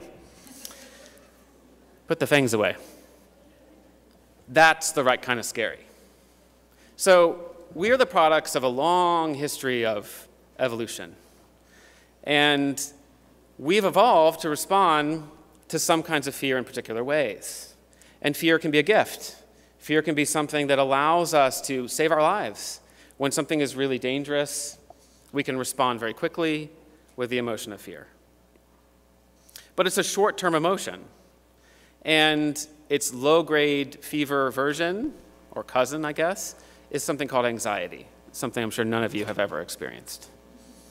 And anxiety isn't so helpful. Anxiety, when it's chronic, leads to coping. We try to cope with our anxiety. And something like climate change, which seems gradual and slow-moving, right? It's going to creep up on us, but it's not the emergency we have to deal with today. When there's an issue like that, when it arouses that kind of anxiety, unfortunately, the response of coping can lead us to distraction. Let's figure out what else to do, or denial. And we certainly see a lot of denial when it comes to climate change. So the question is then, what do we do since this issue of climate change doesn't arouse the right kind of fear? So here's what I would say. When considering behavior, whether it's related to sustainability or not, I would encourage you to think less about rational decision-making and more about psychological needs. Have you ever found yourself looking at your own behavior or others' behavior and wondering, why did I do that?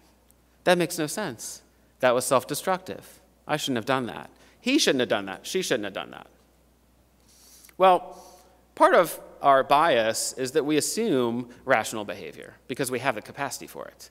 But rational thinking and rational decision making is actually like kind of a shiny new evolutionary trick where it's kind of in beta testing, right? We can do it, we have the capacity for it, but it's kind of costly. It actually takes a lot of calories, more calories, to think rationally than to kind of go on autopilot. So we don't always do it, and in fact, we prefer not to, if possible.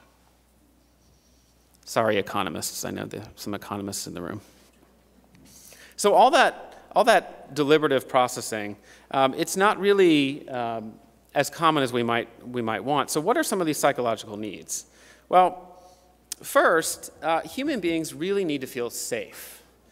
We need to feel secure.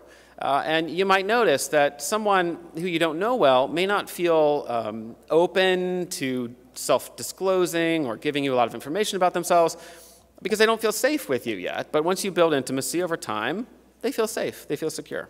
So we need that. We need to feel good about ourselves. And we will do a lot of things. We will jump through hoops so that we can feel good about ourselves. We will grasp for things that allow us to feel good about ourselves. And we need to connect. We're a deeply social species. We have a deep need to connect with others. And there's abundant anecdotal evidence and lots of research evidence, too, that shows that people actually will take great risks when trying to connect with others because they need to connect. We need to connect. And finally, we need to feel in control.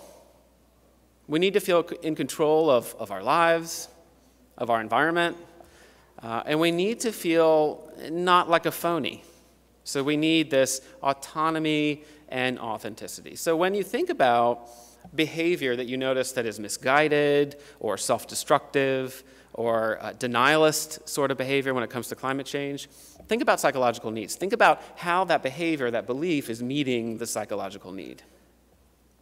And the question then becomes, how do we create a society that satisfies psychological needs well enough that these big issues, these big important issues like climate change, don't become sort of theaters for absurd attempts to satisfy our psychological needs? So in the remaining moments that I have, I wanted to share with you what you can do. And so I'm giving you a very, very short kind of a few nuggets from psychological research on what are the best things to do to approach the issue of climate change. So first, though environmental collapse is truly frightening, research actually powerfully shows that anxiety and fear aren't particularly productive when you're talking about a slow-burning, gradual, sweeping sort of thing like climate change. So instead of inspiring action or leading to solutions, as I mentioned before, messages of doom and gloom and despair lead us to cope. We're coping with it. We're coping with anxiety. We're coping with our unmet need for security, right? So if you can, nurture hope and defeat despair. So this doesn't really involve lying about climate change or avoiding the truth. But when you talk about climate change, as a scary thing it is, it's important to talk about the possibility of solution, the possibility of solving it. Here are some examples that I'm talking about with the sort of doom and gloom, scary message, right? So be worried, be very worried, right? The movie, The Day After Tomorrow, look at the Brooklyn Bridge. So this is what our future holds if we don't do something.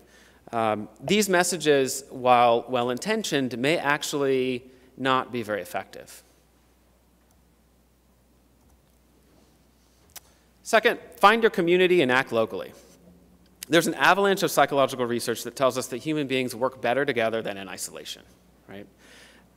Although many of us live in cities that would be unimaginable to our ancestors in terms of the size, the population, the technology, and we are able to consume news from across the world in an instant, we're actually better, we work better when we're in small groups and almost in a tribal mentality.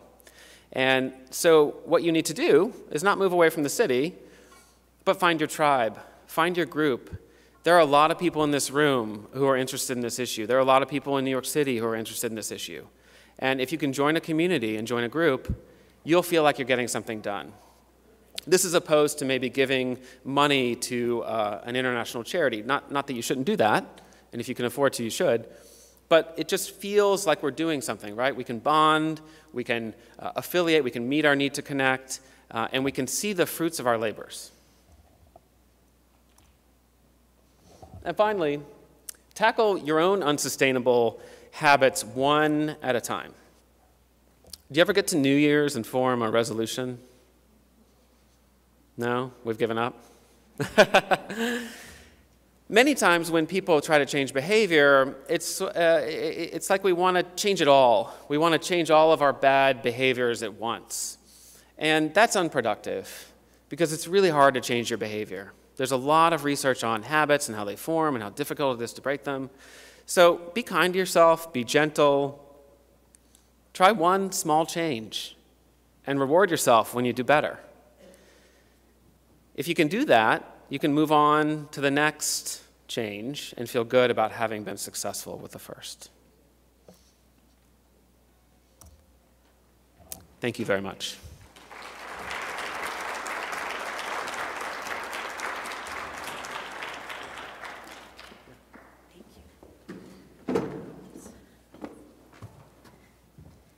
Thank you so much for so much food for thought. We're scheduled for a quick break right now, but one of our council members, Dr. Artie Kopelman, is asked to share something with all of you, and then I'll be back up here at 1 o'clock to introduce the next session. Thank you, Dan. For those who don't know me, I am a professor of science, a SUNY Distinguished Professor and a marine mammal biologist. I'm here to ask you to do something to be active.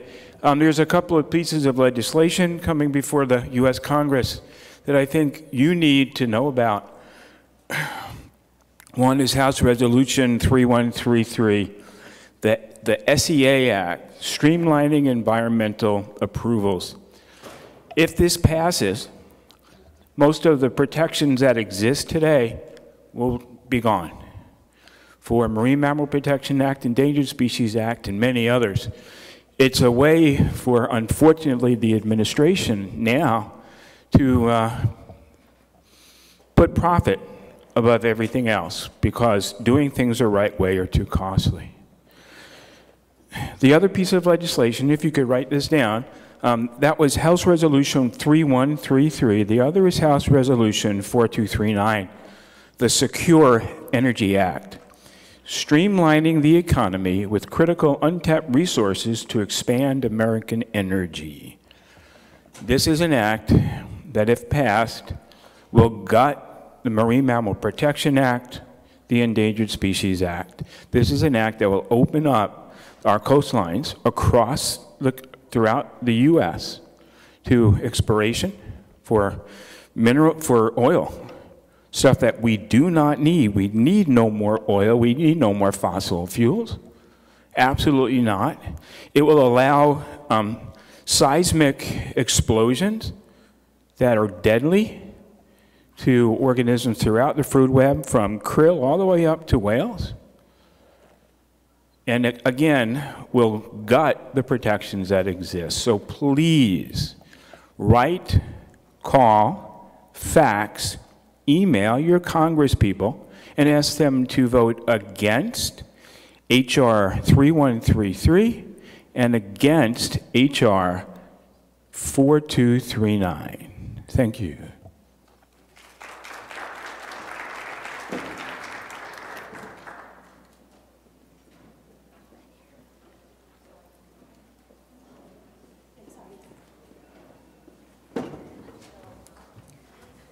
Okay, we have a break until 1 o'clock when we'll do our innovation stations. I'll do a quick intro of what the groups are that are here, and we'll be back at 1. Thanks.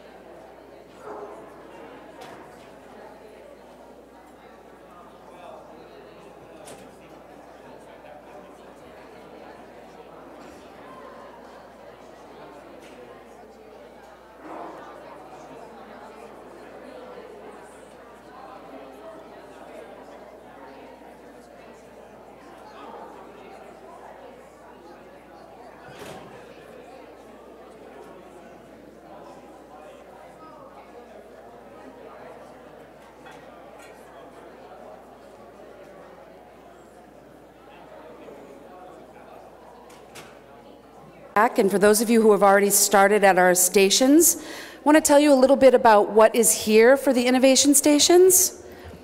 So for those of you who may have joined us since this morning, I'm Suzanne McGillicuddy. My pronouns are she, her, and hers, and I am the co-chair of the Sustainability Council. Today during innovation stations, what this features is students' projects that are related to sustainability and innovation. And they're projects that have gone to both the BioDesign Challenge and the Clinton Global Initiative University. And also we've got displays back there from some classes in interior design and a collaborative class that is with science and photography. So if I could just have your attention, for the groups that are back there at the tables, if you all could just give me a couple minutes and then you can get started again, that would be great. Thanks. So what we have here for the stations are groups that were accepted to the BioDesign Challenge and to the Clinton Global Initiative University. I'll tell you about a couple of them. I also want to welcome a guest that's here, and I apologize for not introducing them earlier. We have Grow NYC, the zero waste programs that are back there, and Michelle, who is on the right, is an FIT alum who's been a great advocate, and they can tell you all about lots of things that are going on in New York City around zero waste, and they have an event that they'll tell you about if you stop by at their table.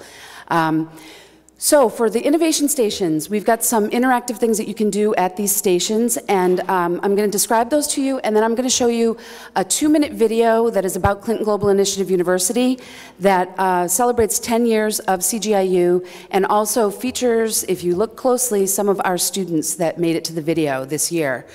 So I want to point out, I showed you Grow NYC. To the right of them is FIT Hives. You may be familiar with the fact that we have bees at FIT. I have to tell you that unfortunately they didn't make it through the winter, but we are getting new bees. Our beekeepers actually had bees all over the city that didn't make it through the winter. It was really cold in January. But I can tell you that we had a huge amount of honey, not huge, but much more honey than we expected, and wax. And the students from FIT Hives are going to be letting you make some of your own lip balm back there with the wax and some honey. So you can join them back there at the table and do that in a little bit. And then over here in the corner, it's kind of hard to see, but we've got James Pierce over here from IT. He has virtual reality set up over there for you to try out. The reason why we've got that set up over there is because two of our students who had a project accepted to CGI U, it's based in virtual reality. It's called Meet Your Maker. They are going around the world to developing countries and taking film in virtual reality film of garment workers. And they're going to make a virtual reality film of a day in the life of a garment worker to help people understand and build empathy for what it's like to meet your maker, so that people who are either designing or selling garments can have a better understanding of what that's like. Will Rossi, who is the team leader on that, is actually in Albany right now receiving a Chancellor's Award from the SUNY Chancellor. So he's not here, but James has worked with Will, and we've got a poster that describes that, and you can try out the VR technology over there with James. And then we've got from the BioDesign Challenge, we've got 2 of the projects back here. We have Grow a Pair, and you folks can wave back there. And we also have Alginate. Alginate was also accepted in addition to the BioDesign Challenge. They also went to Clinton Global Initiative this year. So both of those projects are back there, and they can tell you about the combination of art and science. And I'll let them explain it to you back there, what they have created. They have grown a pair of shoes, and they have also made fabric out of algae. So it's really interesting. And those tables will be interactive, and they'll be able to show you what they're all about. I'm going to show you this 2-minute video, and then we'll put the music back on, and you can chat with each other and visit the tables and find out the amazing things our students are doing. So thanks, and I'll ask our tech folks to play the video. Thanks.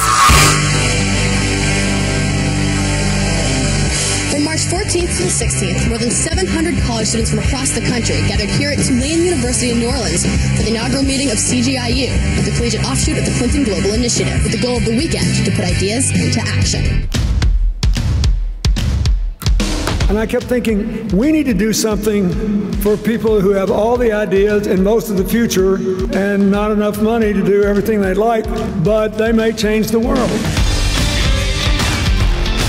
there are a lot of people who believe that you have to wait until maybe your hair is a little bit more my father's color than our color to make a difference. And we think that CGIU is the greatest repudiation to that. I'm fascinated by how many times a very small, simple idea just revolutionizes things. Do you have any examples of anything?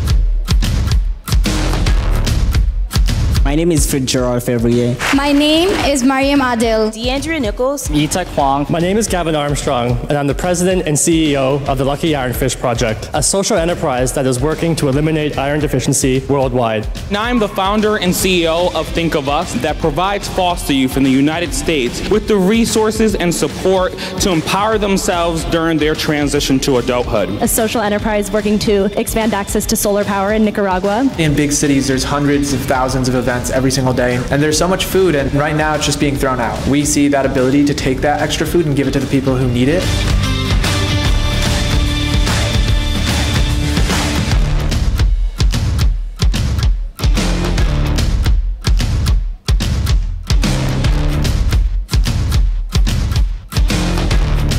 I actually was in Washington, D.C. this weekend. I was at the Clinton Global Initiative University. It was an incredibly impressive group of young people. This is intimidating. You are an incredible group of people. I am going to be the dumbest person in the room tonight.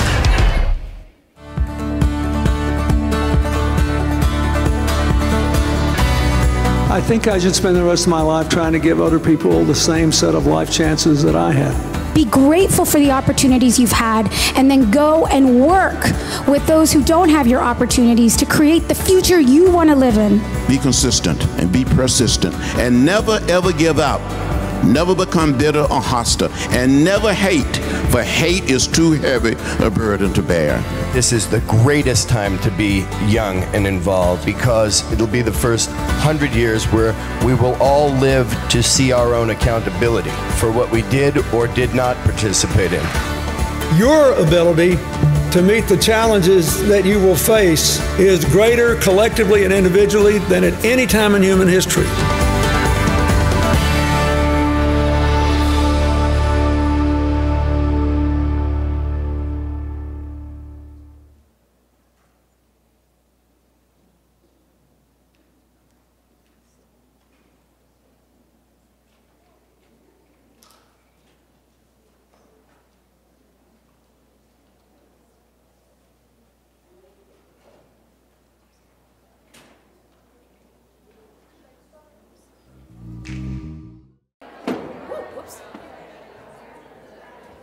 Hello again. Wow, we are getting back together again. I am going to be just reviewing a couple things for those of you who may have joined us. I would like to just tell you who was here at the innovation stations if you weren't here for it. And I left out one of the stations, so I want to make sure that you know that our FIT composting initiative in the residence halls was here, and for those of you who don't know, that is also a Clinton Global Initiative University CGIU commitment to action, and it is a pilot that is going to start in a couple weeks. So we are piloting composting in our residence halls thanks to student leadership. So they were here along with FIT hives, and I hope that you stopped by and you got some lip balm made from our beeswax, and some other things like cocoa butter and nice moisturizing things. If you didn't stop there, maybe you stopped by and saw our BioDesign Challenge folks with Grow a Pair and Alginate, or you saw some of the photographs from our class in science and photography, or you saw the virtual reality that was with Meet Your Maker, which is also a CGIU commitment to action. Hopefully I didn't leave anyone out this time. And thank you to Grow NYC for coming back again. And then I am going to introduce Karen back to you so that she can introduce our afternoon keynote speaker. And for the Innovation Station tables, if you all could now, did I leave someone out? If you all could finish up back there, because we are doing our afternoon speaker now. Thank you for the last session.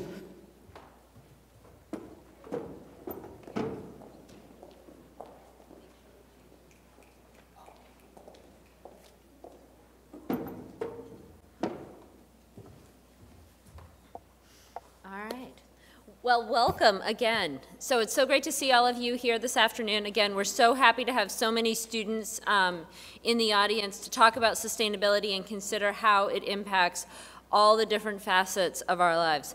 So it's my great pleasure to kick off this afternoon session to welcome Mark Dorfman to FIT.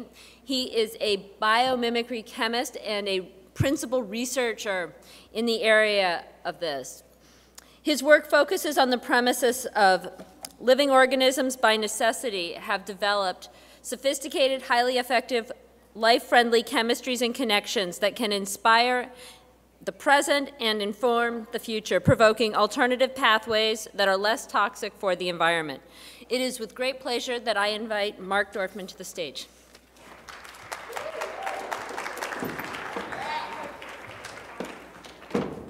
Good afternoon, everyone. So I assume my presentation is going to show up here any minute.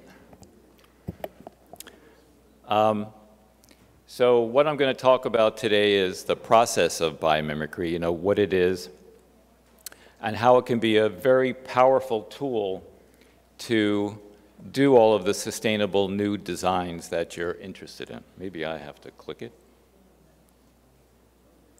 They're working on it. Okay. Give them a second. It's not that you should click your heels 3 times. I knew I forgot something. So biomimicry is the conscious emulation of nature's genius. And you know, we pick those words carefully and specifically because when you're doing biomimicry at the beginning, when you're trying to solve a problem, you know, you say to yourself, you're going to look for inspiration from the natural world. And emulate is also an important term because very often with bio-inspired type of solutions, we actually either domesticate or use organisms to do something for us, or we extract something from the natural world. And that's all fine, but it's different than biomimicry. So biomimicry is not doing either of those. It's learning how nature can accomplish the way it solves for different functions, and using those principles, creating something new. So why look at the natural world for this type of inspiration? First of all, business is beginning to recognize it. So Forbes magazine in 2014 said that biomimicry is no longer an academic exercise. It's actually a tool that's being used for innovation. Fortune magazine called biomimicry one of the 5 trends to follow in 2017. So I have a bunch of slides that are actually nice, but I'll just have to go on without them. So, you know, the Earth is 4.5 billion years old, and life has been on Earth for 3.8 billion of those years. But it's kind of hard to get your mind around 4.5 billion years, so I'm going to condense that 4.5 billion years into 1 calendar year, and then show you at what stages life came into being.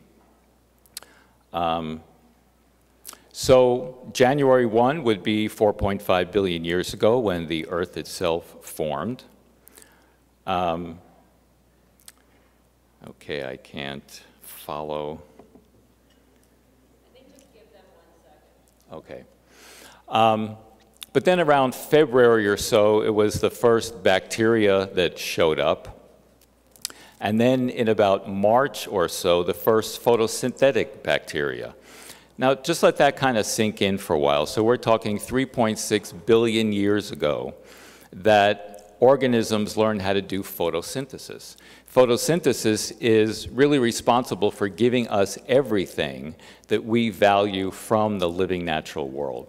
Every fiber, flavor, fragrance, medicinal compound, they're all carbon-based compounds. And photosynthesis is taking carbon dioxide from the atmosphere, using the energy of sunlight and water and nutrients from the ground to knit those carbon atoms together to form all of those compounds. So 3.6 billion years ago, little bacteria figured out how to do photosynthesis. Imagine in the ensuing years, if nature could come up with something that elegant and sophisticated, what other chemistries have happened since then? And the reason thank you. The reason I focus on chemistry is that I'm going to be talking about materials and chemicals today, and it's all chemistry-based. And I know mentioning the word chemistry might just put all of you to sleep, but between the pictures and the stories, I think you'll find it interesting. And then in July of the year of Earth's lifetime, the first nucleated cells. All right. And then in September, sexual reproduction. What's important about sexual reproduction is you now had the opportunity to mix and match and shuffle DNA, which allowed organisms to better respond to different environmental conditions. And that kind of set the stage for a blooming of new species and evolution. So in November, the first fungi. Also in November, fish started to swim, and land plants emerged, and insects showed up. In December, we had amphibians, the first organisms that were really able to breathe in air and in water. Then reptiles, and reptiles developed thick skin, so that allowed them to inhabit environments that were more harsh than previous organisms could inhabit. And also in December, mammals appeared, birds, flowers, and then on December 25th, the dinosaurs went extinct. And what's really significant about that is once the dinosaurs went extinct, that kind of allowed mammals, which were just tiny creatures at that point, to really begin to evolve. So on December 31st in the morning, you had the first hominids. December 31st at 11:30 p.m. is when modern humans appeared. At 1 minute to midnight, modern agriculture, and at 2 minutes to midnight, modern industry. So why does it make sense to look at nature to solve problems? Because nature has had the whole year, basically, to be doing its R&D and figuring out how to solve for problems, where we've only been at it for 2 seconds. Another important reason to look at nature, you may think that organisms have to solve functions of their own, and we in our modern industrial society have to solve other types of functions, but actually they almost perfectly overlap. So the kind of functions that organisms need to solve for align with the kind of organisms that, or the kind of functions that we want our products to have, whether they're textiles, packaging, cosmetics, whatever. So some of those functionalities include lightweight materials that are strong and flexible, etc., that are either soft or hard, that may be self-cleaning or self-healing, that are responsive. And we're trying to make more and more materials now that respond either to environmental conditions or something else that we do. Nature's been doing that for a long time. Resistance to water, to impact, to abrasion, all of these functions, and this is only a small portion that's listed up here, and yet all of these materials and compounds that nature makes also biodegrade. And that's important because chemistry really is the basis of the materials that we use, either the material itself or the processing that goes into that material.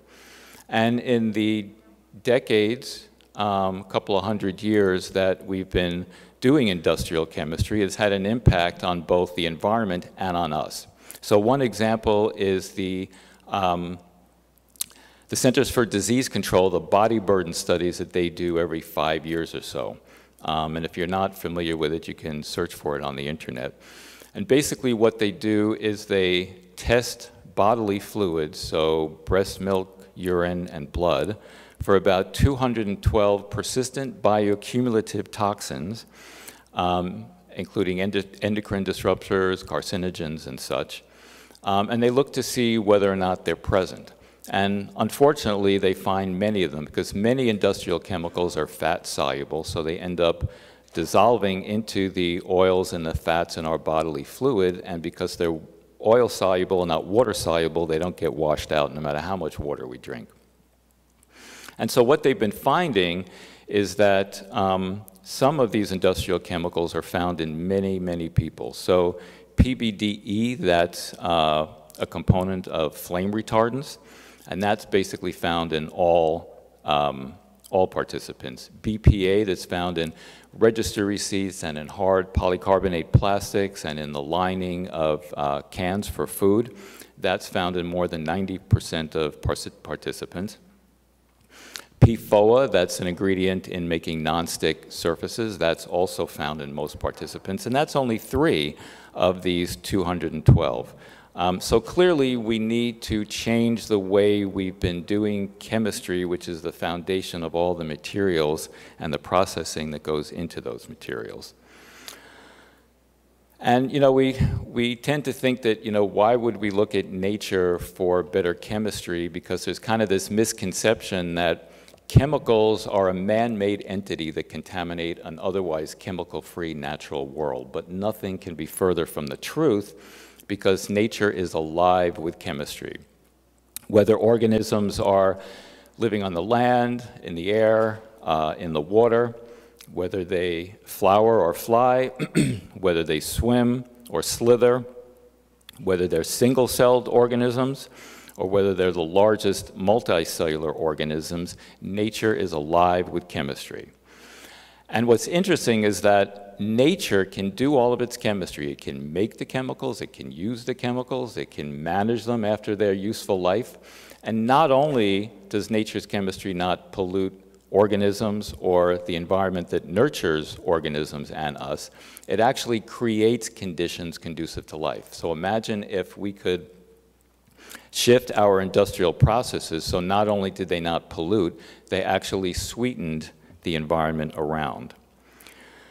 So I just want to point out that when we talk about the natural world, when we talk about biomimicry, we're talking about the living natural world, not the inanimate natural world. Because you can get some interesting solutions to problems by looking at the inanimate natural world, but the inanimate natural world has no reason to avoid toxicity. So for instance, you can get beautiful colors from minerals, but many of these colors are derived from arsenic and lead and cadmium, heavy metals that are poisonous to living things. Whereas nature either makes colors with life-friendly compounds that then decompose, or by using microscopic structures. So this picture of the morpho butterfly, that brilliant iridescent blue, there's actually no pigment in it. But in its scales are these layers, about a dozen layers of translucent material, then air, translucent material. And what happens is incoming light comes in. Some of it gets reflected off the first layer, some on other layers. And then you know that different colors of light have different wavelengths. So the blue end of the rainbow has very close waves. The red end has very distant waves. And so what happens is, depending on the spacing in those layers, the reflected wavelengths will either completely cancel each other out so you don't see those colors, or they will be completely in sync and those are the colors you see. So you get lots of different colors in nature, particularly on feathers and on insects, that are called structural color. So there's actually no pigment in them. And structural color is something that is beginning to be used in various ways. Or insulation. You can look at the inanimate natural world as something like asbestos, and it certainly functions as an insulator, but it's not life-friendly, whereas nature has figured out ways to insulate from harsh environments without causing toxicity. Or creating very strong and hard substances. Nature can, the inanimate world can make very hard and strong substances, but it takes life-unfriendly temperatures and pressures to do that, whereas the living natural world, like the oyster shell, can make something very hard, but it's made at ambient temperatures and pressures right next to the body that's making it. So when you're out in nature and you're looking at nature's materials, certainly enjoy the beauty of those materials, but keep in mind that there's a very systematic, ordered chemistry behind them. And when you think about the different characteristics and functions that nature's materials have, nature is basically a library of information, of design principles of how we could potentially mimic those. So whether it's lightweight structural materials, or whether it's color, fragrances, and flavors, or different kinds of fibers, or materials that are able to enable organisms to withstand harsh environments of heat, temperature, and pressure. Nature is able to solve for those different functionalities. And what's interesting is that most of nature's materials are composite materials. There's some combination of proteins, of carbohydrates, of minerals, and maybe some other polymers. And it's the proportion of those that make a difference in the ultimate characteristics of that material. So something like an abalone shell, it's mostly carbohydrate. I mean, it's mostly mineral, but there's also carbohydrate and protein in there as well. A leaf, which is more flexible, is mostly carbohydrate, but there's also mineral and proteins there as well. And the cartilage in our knees, that's mostly protein, but there's also carbohydrate and trace minerals as well. And it's not just that combination of life-friendly materials, it's also the microscopic architecture of those materials, which is why something like 3D printing is really enabling us to do something like biomimicry much more than we could before, because in order for nature to do things like the structural color I mentioned, or the hierarchical bottom-up sort of structure of these materials, nature doesn't take a big solid piece of material and sort of break it down into the shape that it wants. It builds from the bottom up. So this first picture in that upper corner over here, that's a micrograph of the abalone shell. And what gives it its hard yet resilient properties is this brick-like motif of calcium carbonate shells. And the way it's formed, when we make a brick motif, we have the grout and the bricks and then more grout and then the bricks. The way the organism makes it is it secretes a protein and carbohydrate that self-assembles into basically all of the grout. And then it triggers the dissolved calcium and carbonate ions that are in the seawater to begin to crystallize within all those spaces to form the bricks. Pretty fascinating. Same with the leaf. The leaf also has a specific microscopic architecture. So first, looking at the cells, you see that there's a certain, different cells are in different orientations, and this is not haphazard. Nature organizes the microscopic structure in a particular way to give the characteristics of that material. So you have different orientations, you have different shapes of cells, you have different densities of them. There's a difference on the outer surfaces as opposed to the inside. And along with that, within each cell, the cell wall also has an ordered hierarchical architecture. So the cellulose fibers are in layers, and different layers have the fibers oriented in different ways and then cross-linked with other materials. And the cartilage within our knees also is in a network of a variety, mostly of carbohydrates and proteins, but it's not a haphazard network. There's an order to it that gives rise to those characteristics and functionalities. So when I say there's a library out there in nature, the more we can understand the association between these different microscopic architectures along with the composite proportions of the different materials, we can begin to mimic it and make materials that have these characteristics or the combination of characteristics we want for our particular application, and do it in a way that's biodegradable.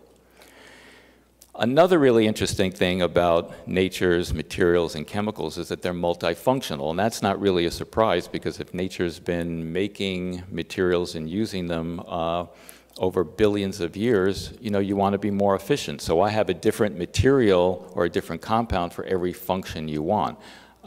Nature's materials and compounds are multifunctional. So for example, the maize seedling, when it's attacked by a pathogenic bacteria, it will secrete a certain compound. And that compound, first of all, acts as a toxin to kill the bacterial pathogen.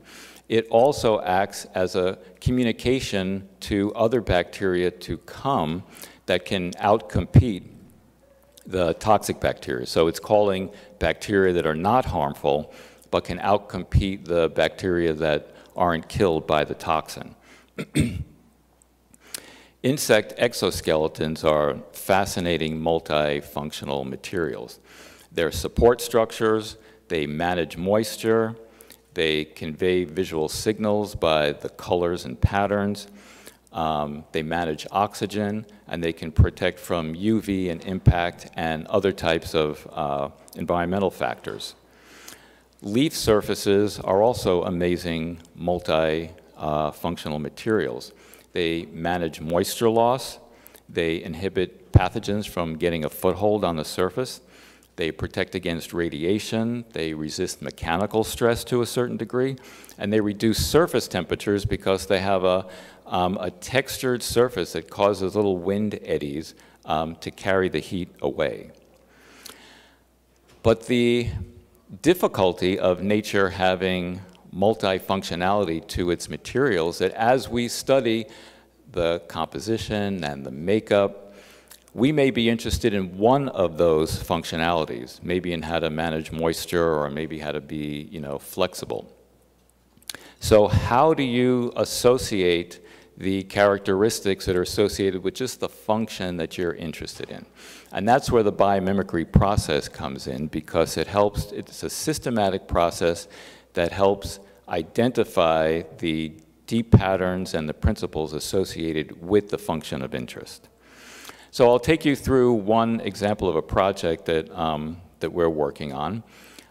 It started with a client that was looking for a specific color, and they wanted that color to work in a certain type of environment that's moist. They didn't want to use materials that had to go through government approval processes. They wanted the color to last for about 3 hours. And they didn't want it to have an unpleasant odor. So the way you start the biomimicry process is you talk about the challenge, and then you break it down to a functional question. In this case, the functional question is, how does nature make that specific color? Once you've identified that function, then you start diving into the biological literature to see what is known in science about how the widest variety of organisms you can identify, how have they solved for that same function.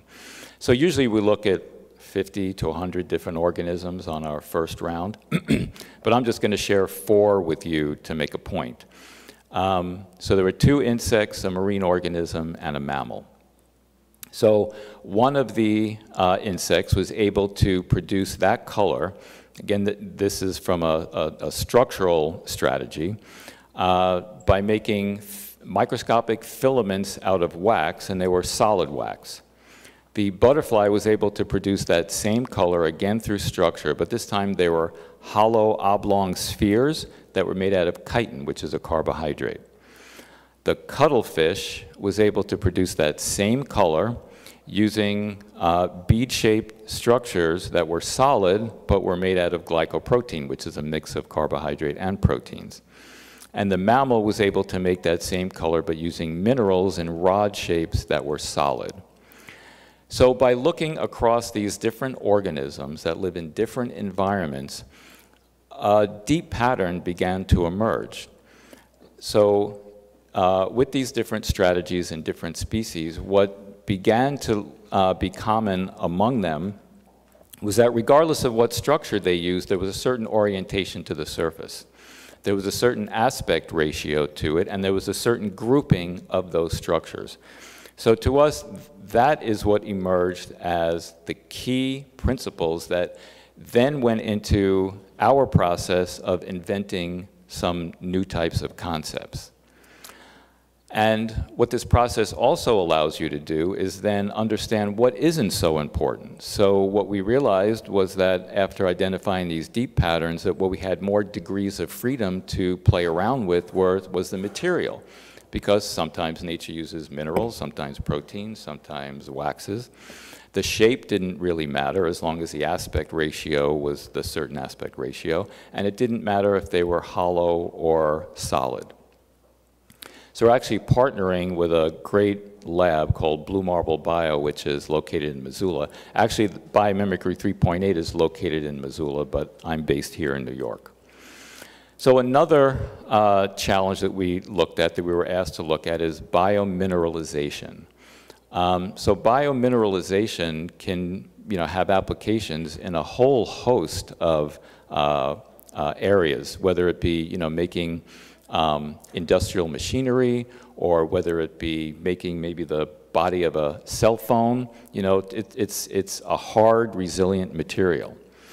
So again, we looked across at different types of organisms. So we looked at coral and at seashells. They're all making crystals out of calcium carbonate. We looked at teeth. Those are crystals out of hydroxyapatite, the same as bone. And we looked at diatoms. Those are crystals made out of silicates. But what emerged by looking at those different organisms with different approaches was a set of deep patterns. And these deep patterns, which I have to be a little bit vague on because of the proprietariness of it, but there were basically 4 key steps to mimicking biomineralization. The condition that your dissolved ions were in, the context in which those were in, the way you facilitated the conversion into a crystal, and what was used to trigger that crystal. So we actually have a client who's taking these steps and trying to create new mineralization processes based on these deep patterns. And we just recently, at a trade show, exhibited at least the first working prototype of a substitute for polyurethane foam used in furniture. So polyurethane foam is a petrochemical material. That means, it's associated with the extraction of oil, the refining of oil, all of the solvents that need to be used. But not only that, many of those flame retardants, those PBDE flame retardants that I mentioned before, that's found in everybody who was part of the CDC body burden study, those flame retardants are mostly used on furniture that has polyurethane foam as its cushioning. So we looked at a number of organisms and identified some deep patterns, and we came up with a working prototype that's actually in that chair that's made out of a biodegradable polymer. So I don't know if you guys got to look at some of the exhibits that were in the back, but there's these compost bags, which it didn't say what the polymer was, but I think it's the same polymer that we used. And carbon nanofibers, and we use 3D printing to create a bottom-up structure to create this substitute for foam. And what's really cool is that when you're starting to utilize the architecture from nature and you're using something like 3D printing, it's different than, the way a manufacturer is going to manufacture foam. A manufacturer of foam is going to take the starting materials, put it into a big vat and mix it up, and you're going to get this bubble of foam. Whereas with 3D printing based on computer designs, you can get inspiration from different ways, different approaches that nature uses to basically resist compression. That was the function that we were looking at. How does nature reversibly resist compression? So imagine you can be tweaking that computer file, so your 3D printer can now print, well, we hope this is what we'll be able to do, print a cushion that's not uniform throughout, but can be a little bit more resistant, maybe in the middle where it's getting the most weight, but be less resistant on the ends where it's not getting as much weight, maybe be different for the foam in the back than it is on the seat or on the arm. So it's very exciting technology. So I'll just quickly go over the steps of the biomimicry process. This is the process that we follow every time we use biomimicry to solve for a problem. So the first, as I mentioned before, is scoping, is where you break the challenge down to a function. And I encourage you to look at a website called asknature.org. So asknature is one word, .org. It's a publicly accessible database that we started with our nonprofit sister organization called the Biomimicry Institute. And it's the first database of biology organized by function as opposed to being organized by kingdom, class, and phylum. So if you are working on a challenge and you can break that challenge down to a function, we actually created a sort of outline to sort of act as a tool to help you in that process of going from how you've worded your challenge to a functional question. And then you can search that database. So that's the scoping session where you break your challenge down to a function. Then what we do is we don't dive into the details of the scientific literature at first. We just kind of go shallow because we really want to get a sense of what are all the different ways, what is the range of approaches that nature takes to solve for a particular function. So we'll go through some papers, usually just read the abstract or the introduction and get a sense of is this organism has this organism developed a strategy to solve the function? And we'll just put 1 or 2 sentences down and kind of give a general theme and move on to the next one. So we end up with a spreadsheet that has like 150 different organisms in it. And when you do that, they start to sort of emerge into these groups. And you can then take those groups and take a subset, a representative from each group, and then you move on to the next step of principles and patterns, where then you dive into the nitty-gritty that's in the scientific literature to really understand the chemical and engineering mechanisms, and then you can begin to look across the subset that you've looked at to see if you can pull out some deep patterns, which then goes to the next step, the concept generation. You're going to use those deep patterns to then on paper at least, create new concepts, describe them, and then work with whatever kind of partner you need, whether it's a chemical lab or a product design studio or an engineering facility to come up with prototypes. So that's the basic process that we use. So I'll just quickly go over some of the key features of nature's chemistry, how it's different than industrial chemistry. First of all, 3D shape. You probably know that enzymes work because they're kind of like hand and glove. The dirt or whatever our enzymes are trying to work on sort of fit into the enzyme so that the enzyme can work as a catalyst. But that's not only for enzymes. That is how nature's chemistry works, which is very different than how industrial chemistry works. In industrial chemistry, we turn up the pressure, we turn up the heat to really give all of the chemical ingredients a lot of energy so they'll slam into each other and react. That's very crude, and that's why we get a lot of waste products that then have to be filtered out, which is very time-intensive and resource-intensive.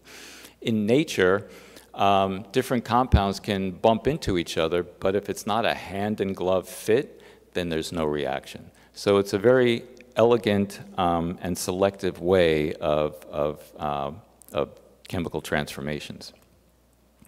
And then there's self-assembly. So this picture of a protein may look like a completely haphazard design to you guys, but it's actually a very specific shape that allows it to do what its function is.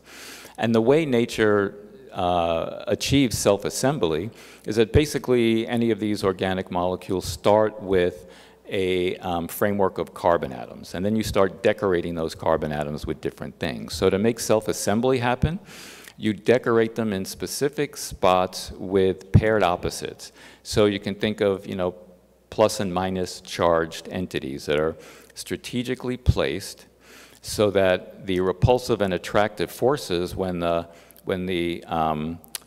compound is first made in the cell and sort of released into the watery environment, all of those attractive and repulsive forces kind of pull and push on the molecule to get it to self-assemble into the correct shape. And nature's chemistry is water-based. We don't, nature doesn't use toluene and benzene and all these other toxic solvents. But water doesn't only serve as a solvent. It creates the environment that's conducive to the self-assembly. You know, if you were to take a protein that's just been made within the cell and an organism was to let go of it into you know, toluene or something, it would not self-assemble because it needs to interact with water to be able to make use of, you know, the plus and minus charges and other types of paired opposites, attractive and repulsive forces that chemistry uses. So water serves that role. Water also, to some degree, is actually part of those specific molecules, those complex proteins and stuff. So it's not just the solvent that's around it. It also plays a role in fitting into specific places to maintain that shape. And nature's chemistry maximizes the use of weak bonds, whereas our industrial chemistry maximizes very strong bonds, which is why we end up with things like persistent bioaccumulative toxins. That's why we have PCBs and DDTs that, even though they haven't been used in decades, they're still in the environment because they're bonded together strongly, and it's hard to break them down.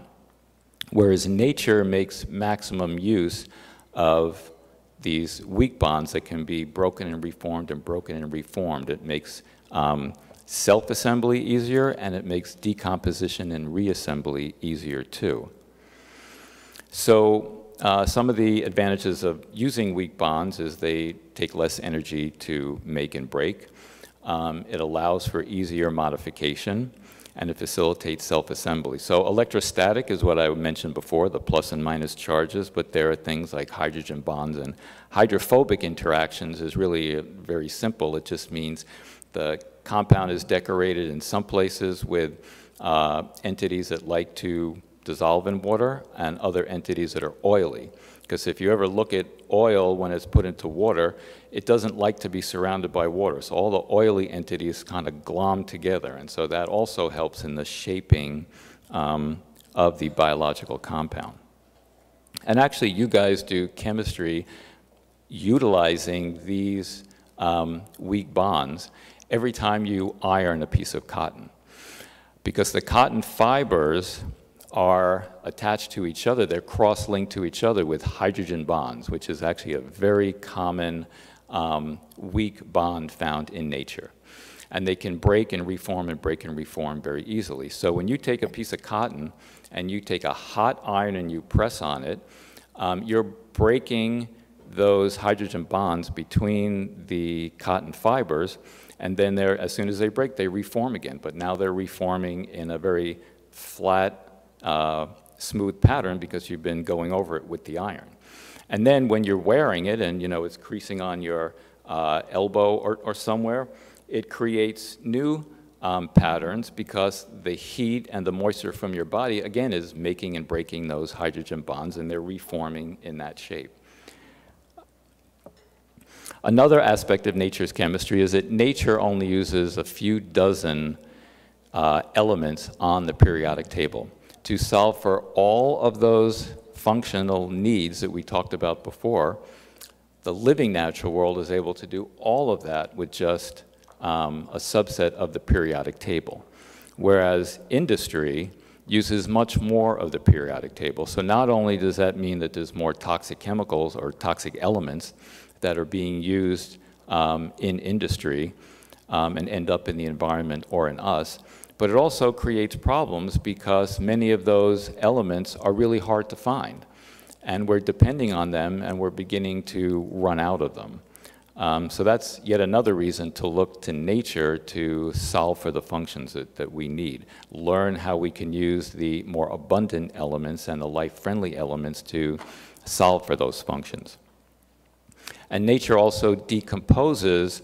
You know, when we recycle plastics, we tend to recycle them, we tend to downcycle them. So, you know, we'll take plastic bags or whatever, and we end up making planks for porches or parking lot bumpers. But nature breaks down its polymers back to the building blocks to then make the same level of quality. And you may think that the word polymer is just something that's associated with industrial materials like plastics, but nature is replete with polymers. Pretty much every type of natural compound is a polymer. So proteins are a polymer. They're polymers of amino acids that are linked together. Carbohydrates are polymers. They're sugars that are linked together. DNA and RNA are polymers of nucleotides, and so on. And so at the end of the useful life of these materials, nature is not breaking these down into carbon and nitrogen and oxygen. It breaks it down back into those starting materials, those building blocks that can then be used for making something of the same value, which is another pattern that we should be following more in our industry. So there really is a perfect storm. I think young people today who are moving into biomimicry are coming in at a good time because, first of all, the biological research capacity is really increasing. Our resolution of being able to understand how nature works is just advancing all the time. And at the same time, additive manufacturing, like 3D printing, although I think 3D printing is just the tip of the iceberg of what is going to be developed in terms of additive manufacturing. So that dexterity that we're building of being able to manufacture from the bottom up is increasing. And the use of virtual reality. So, you know, as I said, you work on the biomimicry process, you identify the principles and the deep patterns in nature, and you begin to develop concepts, and you're usually developing multiple concepts. It takes a lot of time and resource to take each one of those concepts and go to the lab or the studio and kind of build it up. But if you can use virtual reality to sort of test them, then you can more quickly test the ones that look the most promising and then take those into the lab or the studio. So I will close with a quote from Janine Benyus, who 21 years ago wrote the book Biomimicry, Innovation Inspired by Nature. And if you haven't read that book, I highly suggest you do. She's a great science writer. It's very accessible language. And it'll really, it's what really started the modern biomimicry movement. But she said, we're awake now, and the question is, how do we stay awake to the living world? How do we make the act of asking nature's advice a normal part of everyday inventing? So with that, I'll close. You can see our website is biomimicry.net. Synapse Bio is a new website we've also created, and that has a lot of information that you might find interesting. There are some webinars on there. There's some other free material and information on other more advanced courses that you could take. And then, of course, there's Ask Nature, which I didn't put on here because that's part of the sister organization, but I also encourage you to look at asknature.org. So with that, I'll close, and I'd be happy to take any questions.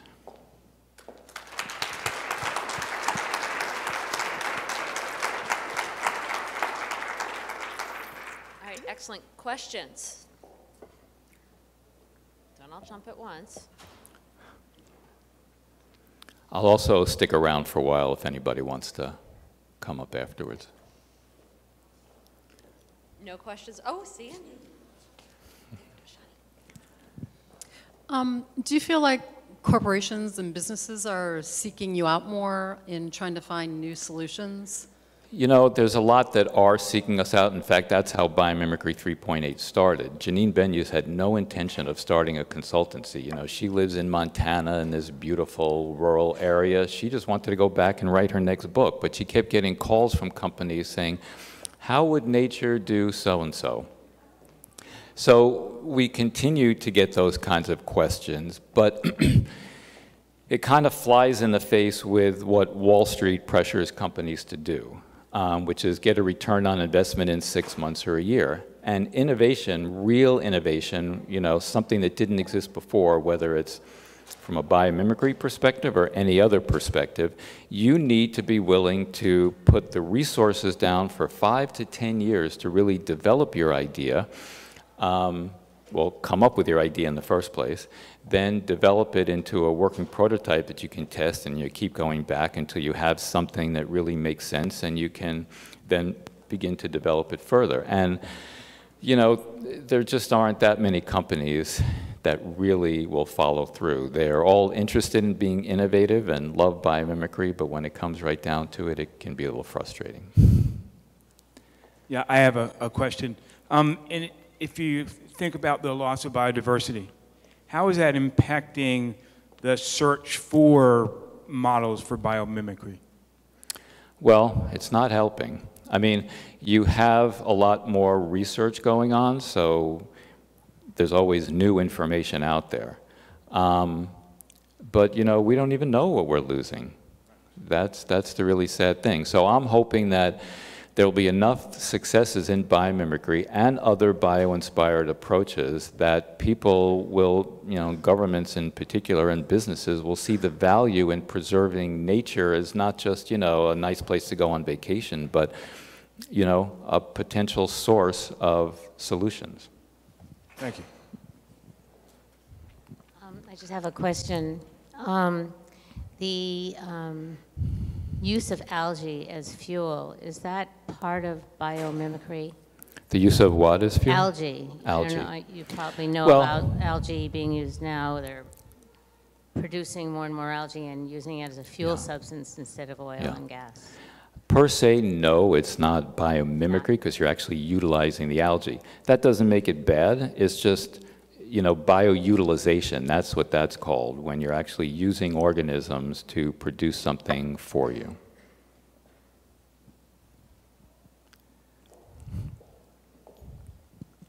Any other questions? Very nice talk. Thank you.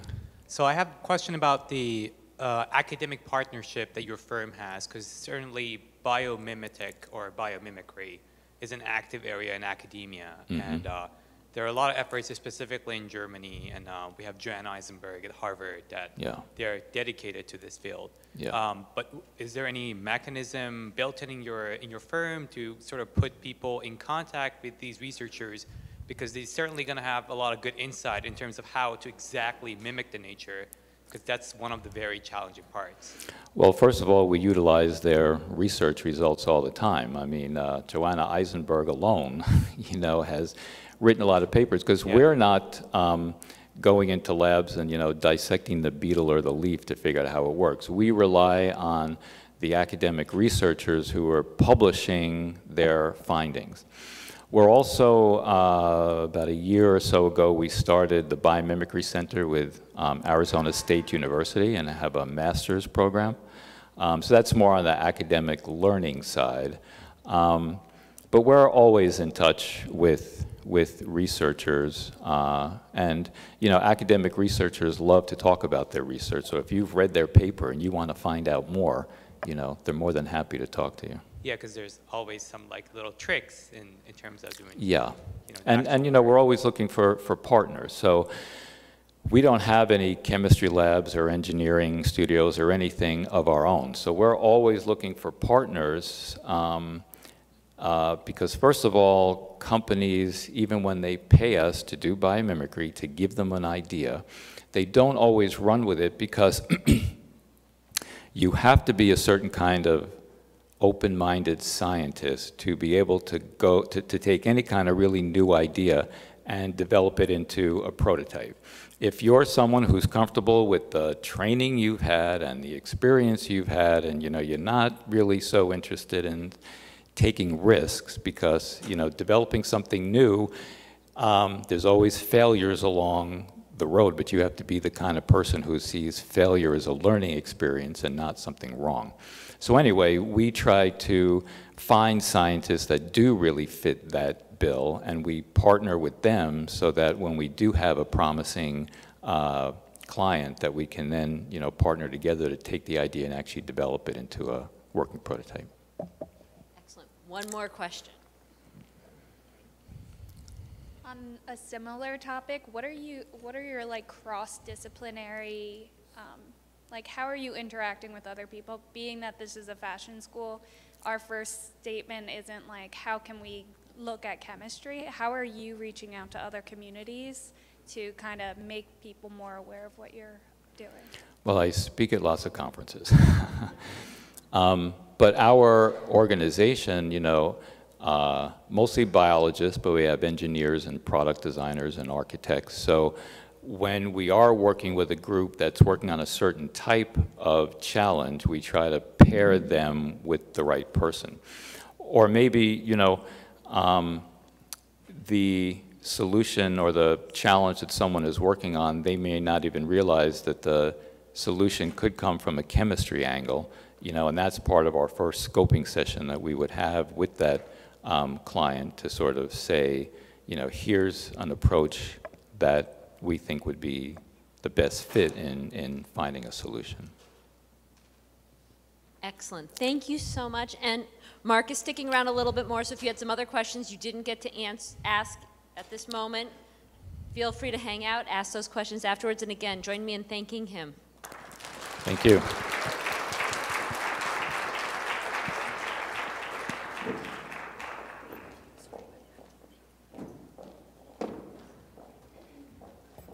All right. We know that some of you are here for classes, so we won't be offended. We know that you might have to go to another class. But we want to tell you about what we have coming next.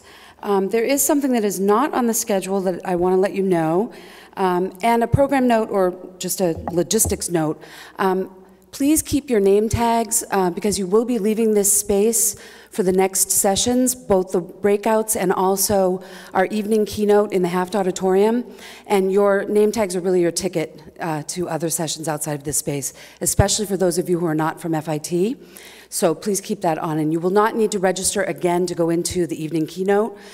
So the folks who are doing the check-in for us there will know that if you have your name tag, you can just go on into there. So our evening keynote is Xiuhtezcatl Martinez, and he is actually here now.